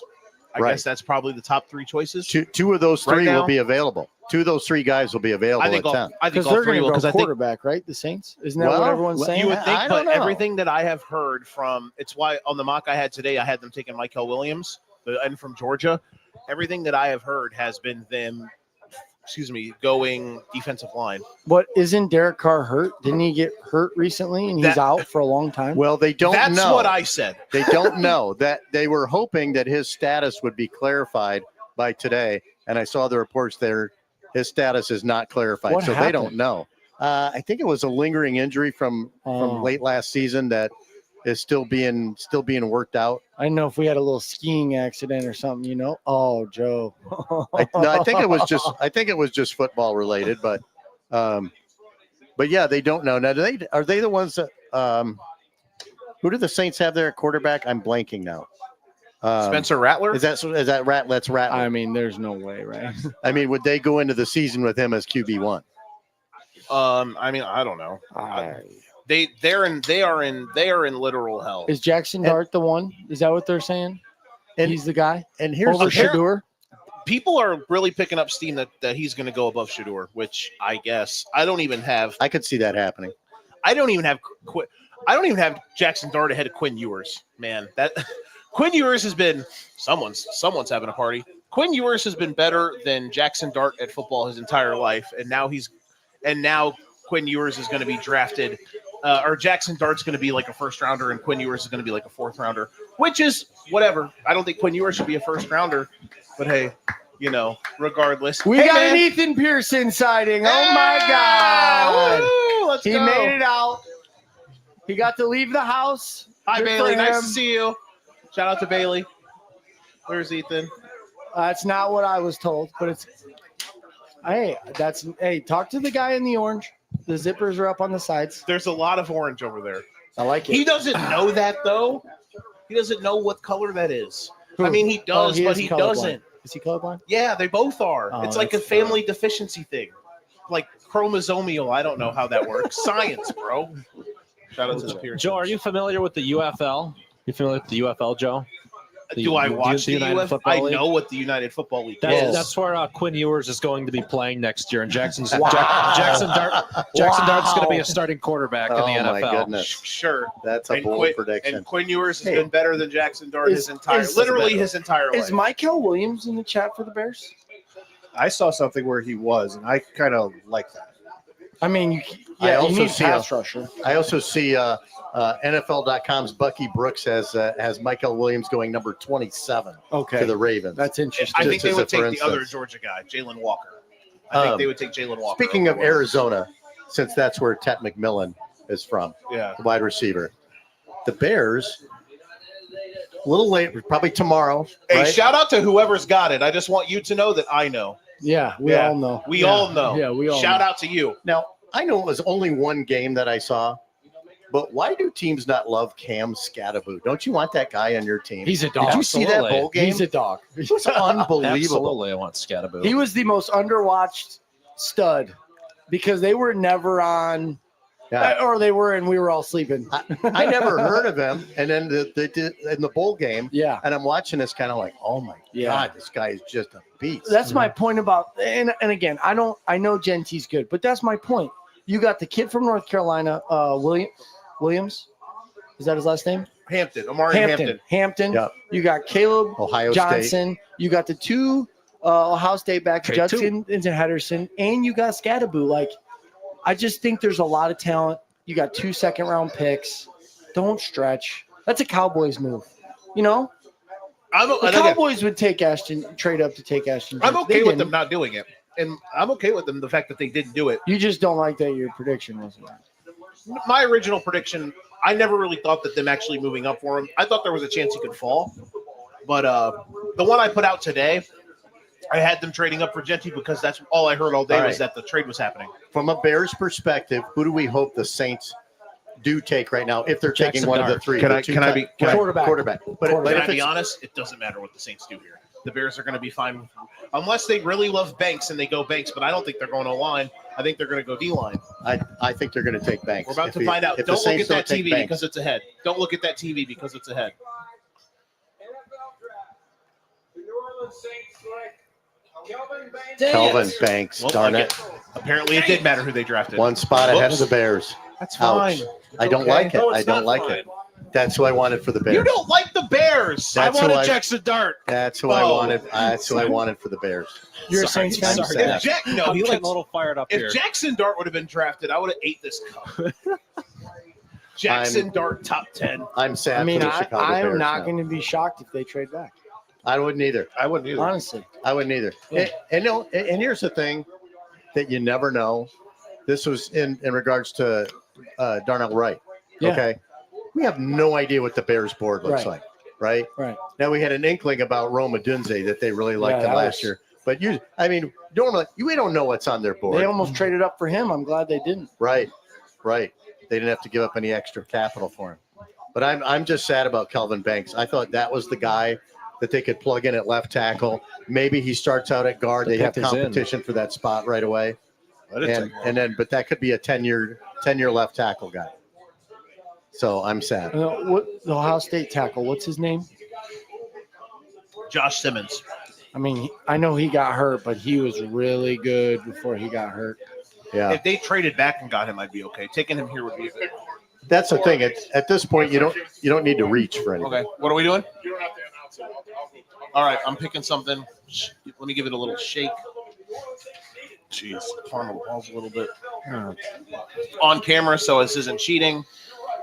And I picked mine. I didn't even pick one. All right. Which tight end? The incomparable Tyler Warren. Which tight end? Or do they take Will Johnson? Or is that too much of a stretch there with his injury Sweet. history? I don't think they Thanks, should take Ryan. Will Johnson here. I love Will He's Johnson, so but long. it's He's so good. You know he played man like every snap Yeah. last year.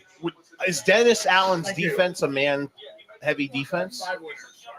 The When one you place got that I've two seen, guys on the corner. You got Kelvin Gordon in the slot. I Like, love Will Johnson. you look at the offenses you play in the NFC North. I mean, I you guess got I to would. cover people. You also got to rush the passer. Pick is in. I trust them, I guess, to this degree. If they took Will Johnson here, I would expect them to know if how hurt or healthy he was. All right, big moment for the YouTube channel. We're about to burden some Bears here. And What are we who doing? knows who these people are? Well, that's Colleen Wolfe. Who? Who's Colleen Wolfe? She's from the NFL Network. Congratulations, Colleen Wolfe. And Oh, Laura Laura Rutledge. Hello, Laura. And I'm like, who's that? So, because Yeah. I don't watch ESPN. Fair enough. All right. So they're killing time until Roger Goodell comes up to announce the pick. Probably. This is going too fast. We need to burn time. I know. That's what the NFL's thinking. How do we have 10 picks already in like an hour? I love it. It's gone fast. Didn't it used to be 15-minute It first did. round? Yeah. Used to be 15. What is even the clock set at nowadays? Like 7 or 8. Oh yeah. Yeah, So I think it's 5. Because it's a TV show. They want things to move yeah, along a little right. bit, But they used to allow, like, it could be your pick, and then you would still have 15 minutes to be on the phones trying to swing a trade. I think the way it's done now is you kind of have those trades in place, right? Yeah. If our guy is available for us to trade up, we have all the terms worked out already, right? And then they just either say yay or nay, depending on who's there. I could went listen to to day 2 in Chicago, and when they had it in Chicago the second year, and it was wild because in the draft, it was so fast. But when you're like my buddies at home were like 2 or 3 picks behind because they were moving much faster there than they were on TV. Wow. But that was day 2. I didn't go day 1. So you got all the crazy, special guests the teams would bring in, so Yes. the alumni and stuff. That must have been fun. That was fun. It was a great time. And any memories you could share?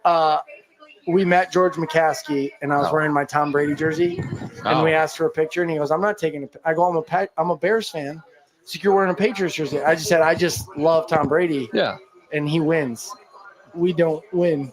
And then he looked at me, and then we're like, "Smile," and he took the picture, and then he was like, "Goodbye." Wow. yeah. Bitter. Wow. Yeah, you should have been like, he wins. I'm like the team you own, brother. You should have Hulk Hogan. Who do we say? Tyler Warren? At least George McCaskey shows his face. Jerry Reinsdorf can't do that these days. No, he's charging for his private network that nobody pays for. Guys, Yeah. Tyler Warren or somebody else? One of the tight ends. I'll be happy. Jackson Dart. I want a lineman. God, I hope not. Plot twist. Is Tyler Jackson Warren the next Dart. Jeremy Tyler- Shockey? Is Tyler that what we're Shuck. looking at? I love that comp. Jeremy Shockey.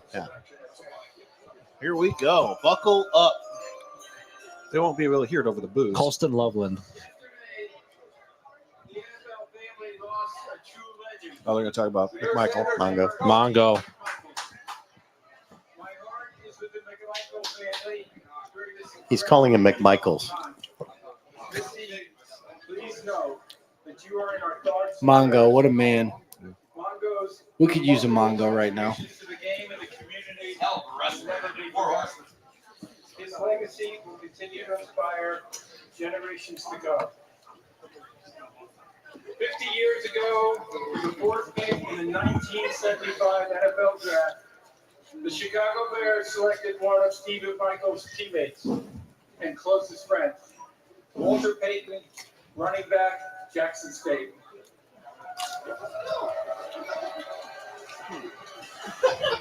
Walter would go on to rush for nearly 17,000 yards and 110 touchdowns over 13 seasons, all with the Chicago Bears. As you heard earlier, the NFL continues to honor Sweetness not only for his performance and excellence on the field, but also his commitment to give back to his community with the Walter Payton NFL Man of the Year Award. So with the 10th pick in the 2025 NFL Draft, Here we go. the Chicago Bears select Colston. Called it. Wow. Called it. I don't know. So, Let's go. so they went Warren? with the more Love it. downfield guy of the two tight ends, right? More of a downfield threat than Tyler Warren. I'm fine with it. I did a backtrack. I poo-pooed this guy like a week ago who said they Colt Loveland at 10. I was like, I don't know if it'd be overworn. I'm glad with the fact that they took one of them. And Here's the thing, Ben. If it was between Warren and Loveland, which I'm assuming it was, Ben Johnson clearly wanted one over the other, and that's why Loveland was the guy. I mean, it's So, hard to I'm fine evaluate. with They it. didn't have a quarterback last year, but Tyler Warren's a dog. I know.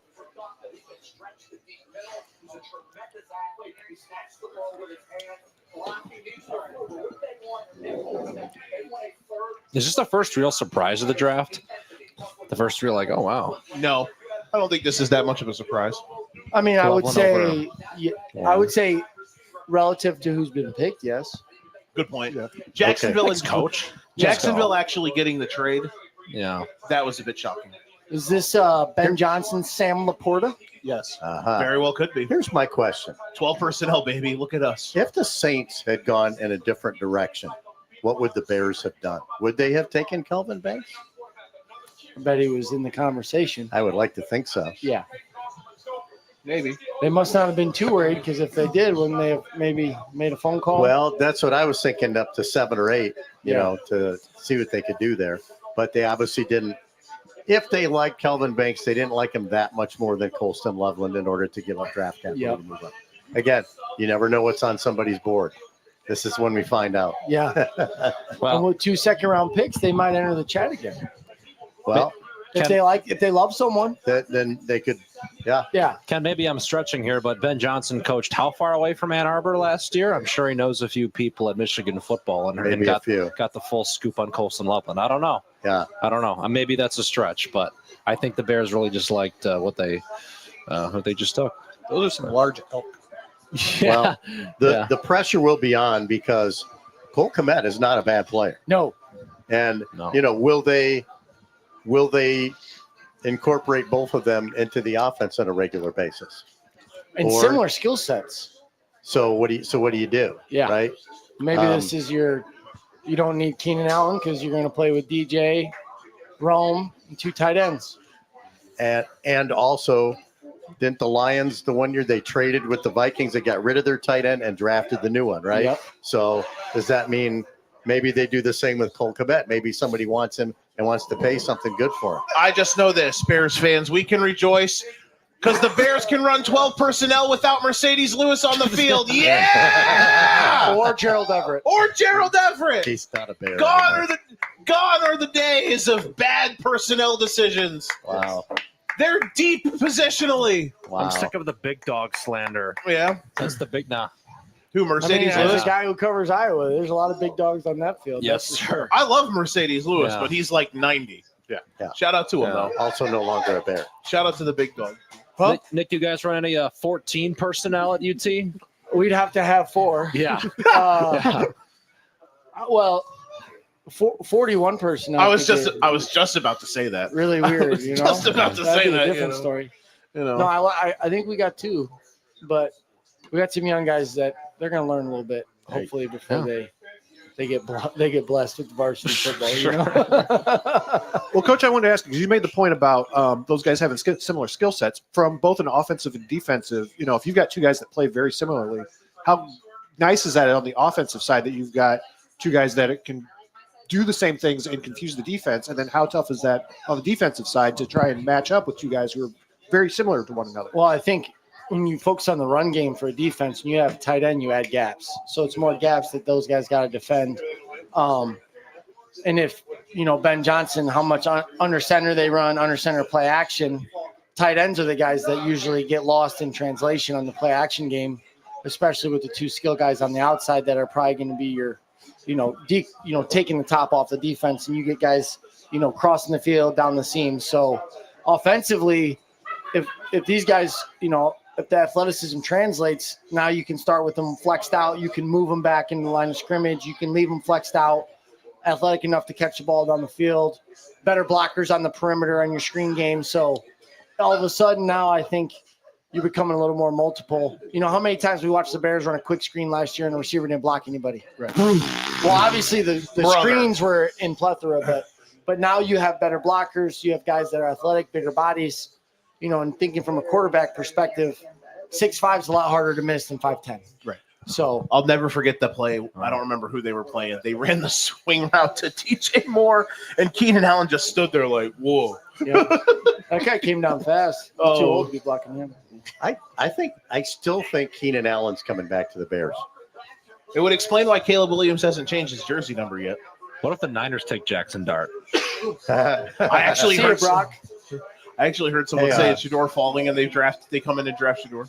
So here's a bold prediction. The 49ers are not going to take Tyler Warren with this pick, okay? Just a bold prediction there. They do have a guy named George Kittle. He's good. So what about at number 12? Is it guaranteed the Cowboys are either going to take Tyler Warren or Omarion Hampton? Is that just guaranteed? No. They're going to go with an offensive skill George guy? Kittle's sitting out right now. I think they could take an offensive guy, but you didn't name the one that the Cowboys I think are going to take. Oh, I don't know. Matthew Golden. Bingo. Yeah. There we go. All right. Jerry loves speed. Golden's good. He's a good player. I'm intrigued to see San Francisco here could go they could go D line. Mike Hill's still out there. Jalen Walker's still out there. Those are some guys that they could go. What do you do when you're the 49ers though? They're sort of like, and you need everything. They're the ones that, their Super Bowl window, if it is still open at all, it is almost closed, right? It's closed. That's what I'm saying. You're being way too generous. I'm being nice. Though Vegas has their win total opened at 10.5. That's for some reason. If For anybody the knows- Niners? Yeah, That's the Niners, wild. the team that plays football in San Francisco. Wow. That's Their pretty win crazy. total opened at 10.5. I was baffled. I was like, "Are we playing on Mars?" I think setting their ceiling at 10 is probably a nice bet right there. Yeah. I would They go might under. win 7 games. Yeah. Think of all the guys they Yeah. lost. Yeah. They traded Debo. Ayuk's not going to be back. It's a disaster. I thought Ayuk got hurt at the beginning of the year. He'll be back. You Right. probably So they They'll should probably be back taking McCaffrey, you they- got George Kittle. they should be taking some kind of a building block, right? Somebody need who's going to be there they need in someone on 5, 6, defense. 10 years. So they're tight on money. Somebody who's going to play right away. yeah. I think take an edge rusher here. That's what I would suggest. That's what I would guess. Who's the top edge rusher, Ken? The top edge rusher currently available is that Mike Green. Mike Green. Mike Green, Jalen Walker, Michael Williams, Shamar Stewart, who I don't Shamar like. Stewart, who I don't like averaged 1.5 sacks a year. He didn't average that. He had one He and a half had 1.5. sacks. Oh, okay. Michael Williams. Boom. Told you. Let's go. Wow. I mean, Bosa. There you go. I am shocked that Williams went over Jalen. I mean, I'm not shocked because I think I might have had that at the end, but Williams going over Jalen Walker. Okay, interesting. Now the Cowboys have Shoemaker. They took him with their second-round pick last year, and they just paid Jake Ferguson, Hannah Cavender's boo, right? So not that I like matters. that. Cavender drop. There you go. Cavender drop. Yeah. Didn't the other one get cheated on by Carson Beck or whatever? Yeah. Sid the Sloth. And Carson Beck was like a number 1 overall prospect going He's- into last year. Carson Beck has fumbled My a lot gosh. of bags over the last 12 months, What gentlemen. was that? It's a lot of Anybody watch the pivot with Ryan Clark. with Ryan Clark's show with Lane Kiffin? And they're like, yeah, like he got $4.5 million. And he goes, what? They gave him $4.5 million? They go, yeah. And he goes, did they watch our game? And I was like, oh, Lane That's Train. brutal. Lane Train holds nothing back. If anyone would know, it'd be him. They Yeah. they baptized Georgia. I mean, not from a box score perspective, but it was there was one-way traffic. I mean, let's Hey, be look, honest. the Knowles offensive line getting train wrecked. Yeah, Trail's old as time. Drafting a Georgia defensive player has been a very safe bet the last couple of years.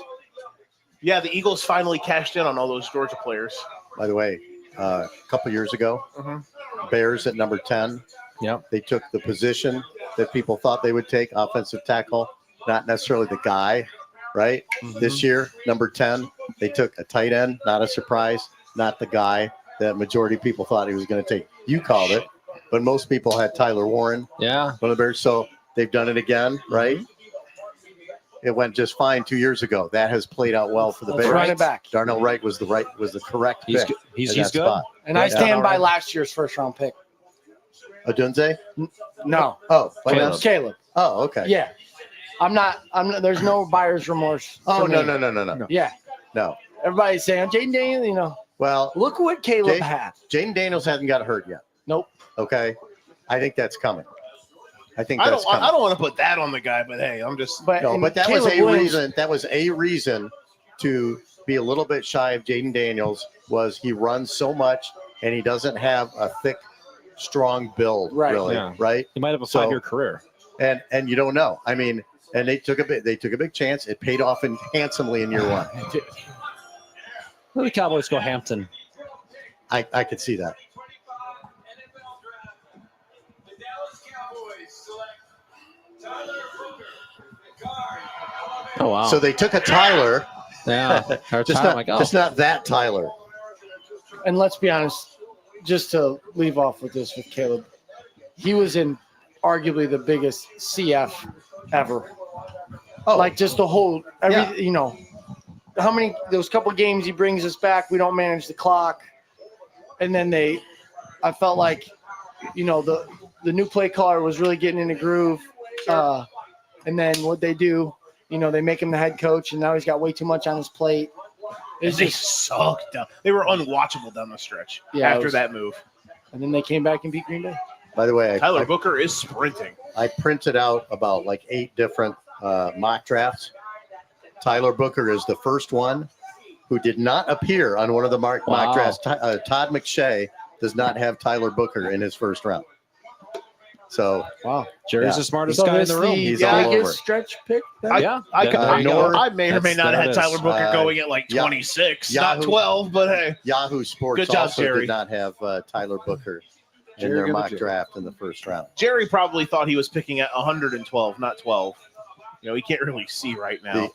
The Steve Serby of the New York Post had Tyler Booker going number 32 to the Super Bowl champion Eagles. There you go. All right. So maybe a bit of a reach. We'll see. All right, we are going to. Oh, by the way, I was going to mention Jordan Rangel mentioned how Colston Loveland was a great pick. It was a great pick. Yeah, we're gonna transfer one Nick to another. We're gonna do tag team. Get it? Tag team. He's a wrestling guy. My friend, my head coach, Nick Welch. Thanks as always, man. It was Thanks, a pleasure boys. having you. I love coming out. By the way, Appreciate My you. guy. the camera's right over here. Can you show off that shirt a little bit? I am loving that shirt. Isn't that great? Panther football. Yeah, it's On practically the back, glowing. it says "Prepare to win." That's what we're doing. Well, Absolutely. thanks, Thank Coach. you. And we appreciate you coming Thank out you. every year. This is like your 3rd or 4th year. You've been Yep. here. We appreciate it. We love having you. So thank you for doing that. Well, every we year. thank you guys for all you do, traveling to all of our games, covering a lot of, you know, people who can't get there, and it really means a lot. I told my wife that, like, I was like, I got to do this because they come to every one of our games. If they ask me to do, you know, one thing a year, I don't think they're asking too much, and get to talk ball and see the boys Yeah. Sir. in the doldrums. And But you of all people would know. Last Friday in August comes real quick. it does. It's there before you know it. I Tell think the, July 16th is going to be here even quicker. Tell the soon-to-be 2-time mom of the decade or whatever that I said, hey. Hey, we're having a baby boy. Yeah. And Look, he's there going we to be go. named Brady. Oh, but there we go. Oh, You can wow. figure out why. There we go. I Thanks as think- always, I my think man. we get it. All Thanks, right. Nick. Shout out to Nick Appreciate Welch. it. Thanks, Coach. The man. Much love to him. We're going to be rotating Nick's in. The other, we will be joined by our good friend from one of our family of podcasts here on the Wait a minute. More Frequency Sake QC Podcast Network. He just said their child is going to be Brady Welch. There you go. I didn't even think about that. I'm just Could saying. be a good basketball player. I thought he was named after Tom Brady. Yeah, Now I don't know anything. All right. Bring it in. Hey, man, you get to do the little hair flick. We are joined by one half of the For Frequency Sake QC Podcast Network Tag Team Champions. It is Nick Bull. He is never wrong, and it is Nick Bull. How's it going, partner? Hey, not too bad. I tuned in live on Facebook for the first 6 picks because I was driving back from Galesburg, Monmouth area. So I just kind of propped you guys up on the dash and listened and watched in, and got home real quick to freshen up before I came up here to the draft. And I missed a few picks, and then I got in here right after the Bears made their selections. So Nick, Ken Jacoby. I think we met once. we did probably It here. was no. I Maybe think no. it was. I don't remember what the event was, but I remember Marco Lanave was there, who was the broadcaster for the River Bandits at the time, and I have no idea what the event was. But I think I met you there that once. You didn't quite have as much hair then, right? Probably not. No. Yeah. No. If you're About- wondering who he Probably is, about 10 years ago. for Maybe not that a long, broad 8 years landscape ago. of what he is, his son was the really good player on Rock Ridge. Yeah. There you go.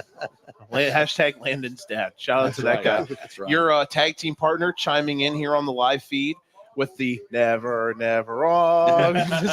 So yeah, Hey, we love it. We love it. No, you guys got a sweet setup here. And Now we do high school football. You've done some high school I have broadcasting, right? done With some stuff. WRMJ, Yes, I have. right? Yep. Okay. Yep.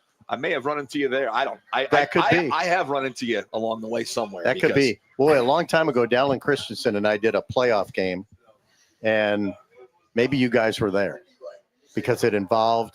I thought you did like Orion. I thought you did like Mercer County and Orion. I think I think Orion was playing in the playoffs, and we did that game one year. Okay. I can't remember exactly why, but we did. That's when Dallin owned QC Sportsnet, and we did what he wanted as opposed to what I wanted. There you go. And what I don't want to do is be stepping on WRMJ's toes. Let me tell you. DJ, I'm assuming it's DJ, unless you're shadow burnering off your phone on the FFSQC YouTube channel. You see, so DJ commented, they've been stripped of their titles, just like the Highlanders when you show up on other Fed shows. So there we go. Good. Maybe that was CZ. I don't know, but regardless, given some good love. So maybe you guys are no longer the champs. Well, I'm sorry to say that. Well, that's fine. Still the people's champs. That is true. That's the most important thing. We've hung out so much in the last few weeks. We really My have. goodness. WrestleMania was a blast last weekend. I think we had a better time than the actual show. We had a great time. But I'm telling you, Monday morning hit hard. Like, I'm like, oh, I got the WrestleMania hangover. Dude, I swear to God. It took me till Tuesday morning. And as you get older, it takes you longer to recover. It took me till Tuesday morning to actually feel human again. Bro, with doing all the stuff that I had to do Saturday during the day to like clean and whatnot because we hosted Easter Sunday. And Sunday was And then Easter. I came out to you and we hung out Saturday. Late. And then I was late. I wasn't. No, we hung out late. We hung out late. Yes, I wasn't late. Yeah, we hung out late Saturday. Considering the next day was Easter. Yeah, Sunday morning. They hosted Easter from Nicole's parents came over, came out again Sunday. We were there late. Dude, Monday I woke up. I felt like I got hit by a bus, dog. I was like, oh my God. Yeah. Yeah. I mean, I think I was in hell. I think we felt probably how a lot of the WWE fans felt after that show. I think people wanted more. Yeah. But hey, it is what it is, and it's onward and upward. And yeah, we got something kind of going on with both our shows right now. Your show, while you and DJ are coming on Sunday. We're drafting WWE teams. Similar, I think we did a draft in the past, but I believe there's a WWE actual draft coming up sometime in the near future. So we were trying to jump out ahead of that and kind of coincide it with the NFL draft that you guys do here as well. But yeah, looking forward to Sunday. So we'll be hanging out again. You just unless you come do the show live in my garage, you'll just be hanging out with me. I might have to, honestly, at this point. Yeah, that's to tie that whole gimmick. I mean, the WWE has done a draft, or remember when they called it the Superstar Shakeup? The Superstar Shakeup. Oh my goodness. Oh, that was lame. That was so lame. But they do the draft usually right around after the conclusion of WrestleMania. It turns out that the potential time that they might do it is oddly enough right around the NFL draft. So we're tying it all together. Sure. Podcasts for everybody. Synergy. Exactly. We all can coexist. Exactly. Cohesive. Yep. And in the form of a wrestling gimmick, the NFL draft night one lasts about as long as WrestleManias did before they went to 2 nights. You're actually right. You're absolutely right. But the NFL has kind of adopted this whole, well, let's make it a spectacle. It's becoming a spectacle, right? Like,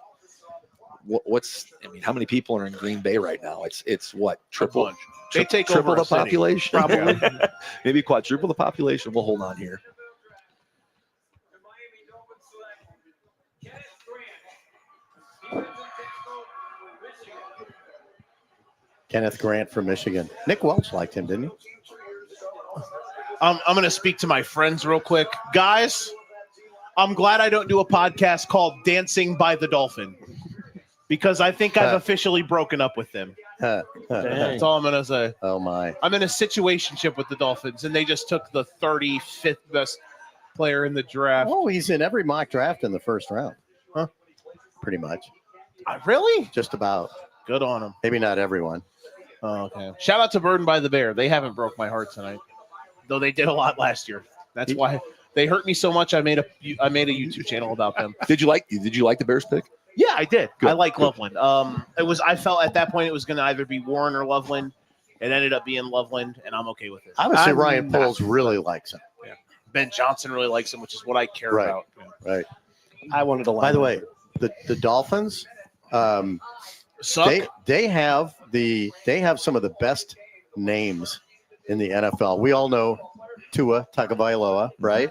How about in their defensive backfield, they have Ifeatu Melifonwu, and Storm Duck. I forgot they had Storm Duck. Storm Duck. And I forgot they had Melifonwu. He's good. They got. I him just from like, Detroit. I'm just enjoying the names. I'm looking at depth charts. This is what I'm getting out of it. Yeah. Okay. Everybody gets something They're out of so it. That's what I'm average. getting out of it. They suck. Good job. I mean, yeah, whatever. Is what it is. Anywho, Colts at 14. They got to be. They're going to feel like a pig, and you know what? Because they're probably thinking Tyler Warren just fell into their laps. Well, there is that. And that's a lot of mock drafts had the Colts maybe taking Loveland, right? So I think Warren will go here, but we'll Warren see. here. Yeah, I wouldn't be surprised at all. Did they do anything crazy like take some type of quarterback here? Just because you don't know what you're getting with Richardson, you sign some old fart off the Yeah, street. who did they bring in as their I don't remember. backup? That's why I called him an old fart. I don't remember either because it wasn't Joe Well, I don't- Flacco because he went back to the. Or no, it was Flacco. Flacco, right? Did Flacco or no? Is that- Flacco was on the Colts. Flacco went back to the Browns. Flacco ended went up back to the Browns. Yeah, They ended up have- on the it's Browns, yeah. Daniel Jones. Oh yeah, Daniel Is the Colts Jones. back up the QB. former Giants. Now, see, you can get something else out of the depth charts too, right? right, Actual yeah. information. Absolutely. There you go. It does That's happen. weird names. No in between them. Yeah, I don't know. Right? If you like a Jackson Dart, if you like a Shedeur Sanders, and you're not sold on those two guys, I don't know. I think that'd be really tough with you just getting Jones and you have Richardson. You gotta keep trying to fire the Richardson bullet until it hits something, or he just runs out of contract. Unless you draft high enough to take another quarterback, that's kind of what you just have to do. yeah, Because he's got so many tools, man. You gotta spin but, that but wheel. he breaks so often. Yeah, So we're all thinking Tyler Warren here. and he comes out when he's tired. that was tough. That was very And tough. they Tyler did. Warren. Yep, there's Tyler Warren. So you, Nick, you guys we were doing the draft on Sunday. That'll be fun. 2v2. Yep. It'll be, brand warfare or whatever. Should DJ and I wear red shirts and you can CZ will wear blue shirts? We I got don't think I have a red shirt. I don't know I if have I a have maroon like shirt. I might have a bright blue shirt. A like SmackDown you know what I blue. do it, but it's got cut off sleeves. So Yeah, you're gonna get we're I'm gonna going to. We're gonna get the full. We'll see if CZ will do it. But yeah, CZ, if you're listening still out there, we're gonna wear blue on Sunday, There we go. and Joe and the tribal chief are gonna wear red. Or shades of red. DJ's got plenty of red. He's a Rock Island Well, guy. I don't really have much red And then you guys will be doing stuff that I completely do not understand. that you don't. By the way, I will tell you my professional wrestling story now. Here we Oh, go. I love to hear 'em. Okay. I was doing sports talk in Grand Rapids, Michigan. This goes back at least 25 years. Sure, Okay. And there was this guy who was like the main host of this show. I was like his foil / sidekick. Uh-huh. And he went by the name The Hoss. And he was a guy who talked like this all the time. Hey, sweetness is not your weakness. Hey. So that was him. Okay. So he had on there was the WW whatever it was called then was coming to Grand Rapids. Sure. And we were sponsoring the event. Okay. And he managed to have on, oh my gosh. It was I'll be the right back, Macho by the Man. way. It was Randy Savage we had on as a guest. Yep. On our daily sports talk show. And how was Okay. that? Well, let me tell you. Yes. So now we had nicknames. His nickname was the Hoss, and mine was the Scout because I was always scouting out all the information, I guess. But I was given that nickname. So it was the Hoss and the Scout. Okay. And the show was called The Locker Room Show. It was the Hoss and the Scout in the Locker Room. Fun show. We did it for 2.5 years. All right. And so Macho Man is on. And we used to have, there was this kid who used to call in who's like 14 years old or something who could do this great imitation of Macho Man. Sure. So we always had him on. And now we have the real guy on. Okay. So he and the Hoss are talking because Hoss probably mostly made up, had some kind of a pro wrestling background. Like he was on the fringes of it. Enough to get the guy on as a guest though, right? Sure. Even though they were promoting their event, and I probably could have got him on. But anyway, so they're talking, and finally I had something I wanted to ask, right? So I chime in and I said, listen, I have a question. I don't really know that much about pro wrestling. Don't ask nothing. And that was it. And Hoss says, oh, Macho Man just dissed the Scout. Was it like, then don't ask nothing? It was then don't say nothing. It was, then don't say nothing. And it was like lightning quick. I got a question. I don't know that much about pro wrestling. Then don't say nothing. And it was, oh my God, the Macho Man just dissed the Scout. It was a great moment in radio. I was proud to take the brunt. That's of a that, great. you know? That's a great story to tell. It was fun. It was fun. That is cool. I actually was, verbally slammed by Randy Macho Man Savage. That's great. It's a badge of honor. What can I tell you? I would wear it proudly. Yeah. That is so cool. The show is, by the way, the show is different when you're only 6 rows away from ringside. Absolutely. It looks a little bit different. You can see more of the, shall we say, technique involved. And I have always said this. I'm not a pro wrestling fan by any means. Right. Okay. But I have always said this. Those guys are unbelievably tremendous athletes doing what they do. Absolutely. And risking life and limb, literally. I mean, that you get seriously hurt. Some of the bigger stars right now, Cal ran track at Tennessee. Yeah. Another guy was the SEC champion in the shot put. Yeah. Big guy. I mean, wasn't The Rock was a big time college football The Rock player, played right? football. Yeah. They're tapping into that whole get as many, you're athletic. Right. If you're athletic, we can teach you and show you what we want you to do. Right. And that's what they're looking. They're looking more for athletes now, as opposed to times in the past. So I think it's great. I really do. And in doing so, then you start bringing in new fans. Like if there's an athlete that somebody followed in college, well, I'm going to watch what he's doing now. So it does bring in new fans. But yeah. Then I can also you tell missed a great story. I heard some bragging. I got dissed on live radio by Randy the Macho Man Savage. Just on air by oh yeah. There we go. Oh yeah. Sports talk. I can't believe you don't have biggest some market Macho in Man Michigan. shades in the garage. I mean, you got. These are mine. I wear dude, I wear these every day, everywhere. So it's kind of an accessory. You know those action figure memes you've been seeing on Facebook or whatever. These glasses would be on your action I figure. always have them on me in some capacity. So, but by the way, I didn't tell my Walter Payton story because it was a little bit of a reverent moment there, honoring Walter Payton 50th anniversary of his. Joe knows this when you guys don't know. Okay, I think this story takes about 2 seconds to tell. Are you ready? I love it. This is my Walter Payton story. Okay, this is a true story, absolutely 100% true. You ready? Yeah. Walter Payton pinched my nipple. Jeez. Congratulations, Ken. It's a true story. He hasn't showered since. He puts a pasty over that nipple every night. It's a true story. Doug, how you doing over there? Good. Hey, Nick wants to know more. Absolutely, I do. He was doing a speaking engagement in Grand Rapids, and we got to go to. It was East Grand Rapids High School has more money than they know what to do with, so they were able to pull in Walter Payton to do a speaking engagement at their football banquet. Okay, wow. And so we actually Haas and I went to somebody's house that was had arranged the whole thing. Sure. And we went there. We got to interview him in person, and there was some kind of joking going on, and he just reached over and he just thought it was the funniest darn thing ever. And he was just a playful guy. Yeah. Can I tell you? That is. And I actually thought not enough was made of the passing of Walter Payton. I thought it was way too small of an event when it actually happened. I agree. I thought it was like the world crashing down. And I don't know. It just seems like there's other celebrities, even in sports, that more was made of a passing than I agree. And I didn't understand it at the time. The Falcons are on the clock. Him and George Michael. But that's a whole other story. The Falcons are on the clock. They just showed Shador. Imagine if they take another quarterback that nobody expects them to draft. How about that? That'd be crazy. Just so Cousins can hold a clipboard. Exactly. Okay, Joe, you were beside yourself last year when the Falcons took Penix. Looking back at that trade or that draft pick, how do you feel about it now? It was still I get it. I understand why they did it. In hindsight, just the player, he's good. Penix is really good.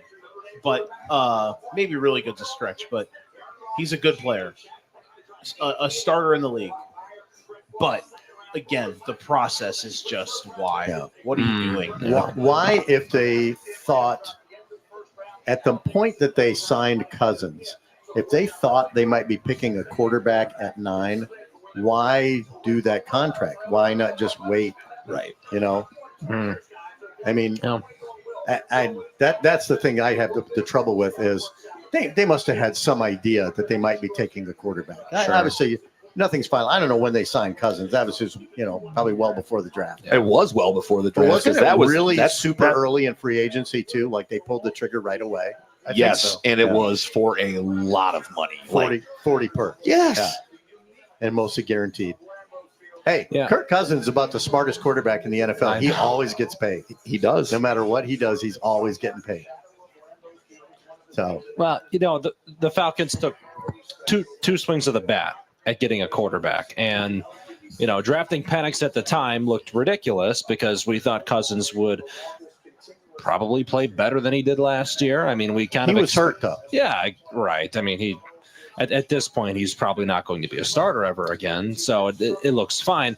But I understand taking two swings of the bat, especially with I bet he will be a starter. You think he will? Where? Hey, if Joe Flacco could do it, Yeah, Kirk Cousins can do it. that's a good Kirk point. Cousins might be the quarterback for your stupid team next year. Steelers. Yeah. I can see Steelers. that How happening. about Rodgers? You like that? Rodgers? Well, I mean, at this point, how much better would Rodgers be than what they already had last year? a lot At better. this point, you think? I wonder. And I've always been a Rodgers fan on the field, not so much off. There you go, Jalen Walker. You About like time. that guy? You wanted the Dolphins to take him, didn't you? I thought I would have rather than taken him than the guy they took. Yeah. Yeah, Walker's a good player. He's one of those guys that the GMs are going to be like, "Ooh, I love all of his intangibles. Yeah. Let me get me some of them intangibles." The mock Yeah. drafts that I happen to print out, which is a half dozen of them, every one of them had Jalen Walker going 7 or 8. Yeah, So that's a bit of a slip there. he's very undersized for the position that he's going to play. Now, can he transition to off-ball linebacker? I don't know, but his college tape screams like he jumps off the film, even though he's an undersized edge rusher. So we'll see. We'll see how he goes. The Falcons desperately needed it. They desperately needed a look at the blazer that Arthur Blank is wearing. That old bastard. Wow. He's getting out of there. It's Who's bedtime. It's older? bedtime. Who's older, him, Biden, or Jerry Jones? Like, imagine them in a triple threat in Hell in a Oh, Cell my. match. A triple threat, dude. That's a hip in a cell. Hip in a cell? Hip in a cell. Like, Somebody's breaking I a think hip. breaking a hip. Biden might be a little bit older. Maybe not. But, Maybe it's bro. maybe it's Arthur Blank. Who's the guy from the cluster thing? The King of the Dream match. Those three and that guy, the sleepy guy from GCW. Oh yeah. He pulled the bet out. Those guys in a iron sleep match. Who did you say? Biden, Arthur Blank, and who was the other Jerry one? Jones. All right, I'm going to tell you in about 2 seconds. Those three Wow, walk into hey, those three listen. walk into a bar, right? Those three four- of them are 82 years old Look at that. and separated by less than 2 months their dates of birth. Hell yeah. The oldest by that much is Arthur Blank. All right, y'all. When's Joe Biden going to own a football team? Joey. Come on, Joe Arthur Biden. Live your Blank. dream. How much Arthur- longer is he going to know Wow. what a football team is? Those Arthur three guys, Blank. bam, bam, bam, all September, 82. September 27th. Jerry Jones, October 13th, one day after mine. And Joe Biden, November 20th, all born in 1942. How about that? How did you do that? That is unbelievable. It's wild. I'm just thinking Yeah. about really old white dudes. That's all I'm thinking about. We made the joke about how we. And to throw Joe Biden in there with the 2 NFL owners, right? Well, I've heard the joke on like fantasy football podcast, or just football podcasts in general. But these guys do a fantasy football show. They talk about how bad the Cowboys are run, and they're like, guys, you got to realize Jerry Jones is the same age as Joe Biden, Yeah. and that was like scary to think about on multiple fronts. But hey, Now, America okay, who wins the cage match? between the three of them. Yeah. So the thing I was making the joke of, there's this guy in this independent scene who I just learned about Sunday. I don't remember his name, but his gimmick is he sleeps a lot, apparently. And he was called King of the Dream Match because he sleeps a lot. And I was going to say the 4 of them in an Ambien on a forklift match. Who would? Joe, you know what I the don't king of like- the Indies is? Sorry. No. You go for it. You go for it. Who? You know what the king of the Indies is, right? I don't know who. This guy. The Mr. P.D. Williams? No, Mr. Main Event of WrestleMania. Oh, yeah, he's a big CM Punk Yeah, guy. King of the Indies. Sorry. True story. I watched CM Punk wrestle in what is now Skellington Manor. It used to be the Rock Island Masonic Temple Oh, back in like 2004 in front of 50 people. No kidding. Yes. When they were on tour, It just was, getting no, started. it was an IWA Mid-South show in Indy at the time. And and CM Punk and Christopher Daniels were both there. Holy cow. Yeah. And at the time, could you think like this guy's going to be the next big thing? I never thought he'd get to the level that he got, like Punk is now, but like he had like the charisma and like what he was like. Yeah. What he is now is what he was then. You just didn't think you ever, because at the time, Vince didn't. Oh yeah. WWE didn't subscribe to the smaller guys. They wanted the bigger guys. And, Sure. and he's definitely not a big guy by any means. So, yeah, that's you had the Randy Savage story. I had the CM Punk story. I watched them at Skellington Manor in front of 50 people. So That's here in Rock Island. it was in Rock Island. Yeah. Yep. Wow. It's a district adjacent, Skellington Manor. It used to be the Masonic. Great haunted house there. When I went there, it was the Rock Island Masonic Temple. Yeah, but I that's didn't what even know that. That's what it became, was Skellington Manor. How about that? So Holy cow. Never knew Oh, it. Never knew it was a sports venue. You so to guys run speak. into Seth Rollins at a Chipotle? That's what I did. Did you? Did you really? I thought did. you were making it up and it was Hilarious. What? No, you actually did. I did. I got a picture. That's awesome. Yep.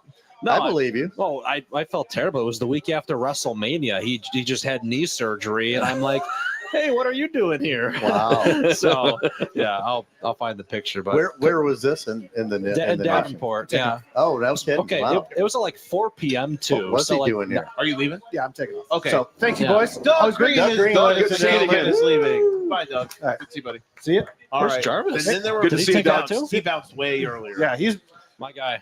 Man, Bye, Doug. glad he's leaving. I couldn't get a word in edgewise with him on the mic there. The man with the plan is gone. Douglas. Always a pleasure, Doug. Take care, Doug. All right. So we are here. We are live at Kavanaugh's Hilltop. Want to thank everybody hanging out with us here Cardinals on pick. Facebook and YouTube, and here tonight that have been. Hey, there goes Walter Nolan. Walter Nolan, 16th to the Cardinals, and the Leafs. The Leafs. The Leafs. Let's go. The Leafs, baby. The Leafs. The goddamn Leafs. Come on. The Leafs. Yes. I'm happy. Sorry. Hold on. Did I turn you down? No, I'm an idiot. No, I turned him down. So let's talk about Seth Rollins because Absolutely. he actually was born here. So did you see him wrestle? Yep, I seen him wrestle at what is Beyond the Baseline now. Mhm. Used to be Marycrest. At Davenport, yeah. Seen him wrestle in Marycrest a few times. Trying to think where else I seen him. Those were the SCW shows, and he would have been. I seen him when he was with SCW, and he would also be with Ring of Honor. When he was with Ring of Honor, he was coming back and wrestling. So That's awesome. I seen him both times and a handful of times at the old Beyond the Baseline. Yeah, that's so cool. When he goes by Davenport, Iowa, and not Buffalo, Iowa, like the 20 people in Buffalo must be really. If I'm kidding, I'm kidding. Must be really upset right now. The people around know it's Buffalo. Right? Yeah, it is absolutely. I mean, that's pretty good. You only been in the area for a couple of years and Yeah. knowing that much of the geography. Right? Oh, look at me! Yeah, I'm a full blown. Is it Quad City Inn? Is that what yeah, I'd I say am so. now? I don't know. Or but- Quad Citizen. Quad City. Yeah, there you go. Yeah. Quad Which I think Cities. that's like I guess technically if you're from Michigan, you're Michiganian, but really it's Michigander. Michigander. So, yes, ah. I used to live in Michigan. We're Michiganders. And Grand Rapids. And here you're a Quad Citizen. Yeah. Go with the cooler nickname. I think we need to turn that speaker down. I don't know how though. You know Ken, what it is? There's a little feedback going on. That's all right. Ken, what That's you, all right. Joel will figure it out. It's just the speaker is feeding back. We'll turn ourselves down a little What bit. did you do in Western Michigan? Well, I was in. What did I do? I was in Sports Talk for 2.5 years in Grand There you go. Rapids. Yeah, Just doing this? with Haas. with the Haas. Yes, and I don't need to go into details why, but eventually the Haas was no longer there and replaced by a really, really good radio host by the name of Ray Bentley, who maybe you've heard of him. He used to do Fox football commentary, and they actually had him do some play-by-play, which he was not good at, and he never should have done it, but he was a really good color commentator and a really good sports talk host. He played for the Bills and the Bengals. He lost a couple of Super Bowls, and and he did a show, Awesome. and he was real good. That was when we made great fun. We made great fun out of when Floyd Mayweather fought in his hometown of Grand Rapids, defended his title there successfully. He loves telling And this freaking story. I do. They have the big arena there is very similar to the Mark, and it's called Van Andel Arena. It's because the Amway is Grand Rapids based, and Jay Van Andel is like half of Amway, right? Yep. So it was the Van Andel Arena, and they had this national ring announcer on TNT or TBS or something, and he says, and they're introducing the fighters, and he says, live from the Van Andel Arena, and we're just going, oh my God, what did he just say? So from then on our radio station, all references to that building were the Van Andel Arena. From that day on, we saved the clip, we play it. Oh my God. Interspersed. It was just the daily running gag, all the time. It was never the Van Andel Arena ever again on our radio station. The Van Andel Arena. Yes. It was Van renamed. Andel. Okay. Van Andel. That's a crazy story. Floyd Mayweather. Did you get to talk to Floyd at some point? No. No. He was in like the, they'd have the news conference room where you could throw questions at him, but actually talk to him one-on-one. No. Did you throw a question at him? I probably was too intimidated then. I used to be very celebrity intimidated. Now it's completely the opposite. Yeah, and I get it. And Yeah. that's just what I do. Absolutely. If I see a celeb, I'm going right up and saying hello right away. And that was with Seth. I'm like, the only time I'm going to see you here, man, so might as well. Eddie Money did a show at the casino in Davenport. Now, this was his doing because after the show, everybody kind of filters out into the lobby area, right? So there's hundreds of people there. All he had to do was wait 5 minutes. It would have all been cleared out. No, here comes Eddie Money right across the room, bodyguard at his side, walking straight through the crowd. So I'm like, dude, wants the attention. Anyway, I'm going to go, hey, Eddie, great show. Thanks a lot. Hey, thanks a lot, man. That was it. Hell yeah. Yeah. I love that. Yeah. It's my second a fun favorite Eddie muscle. Money story.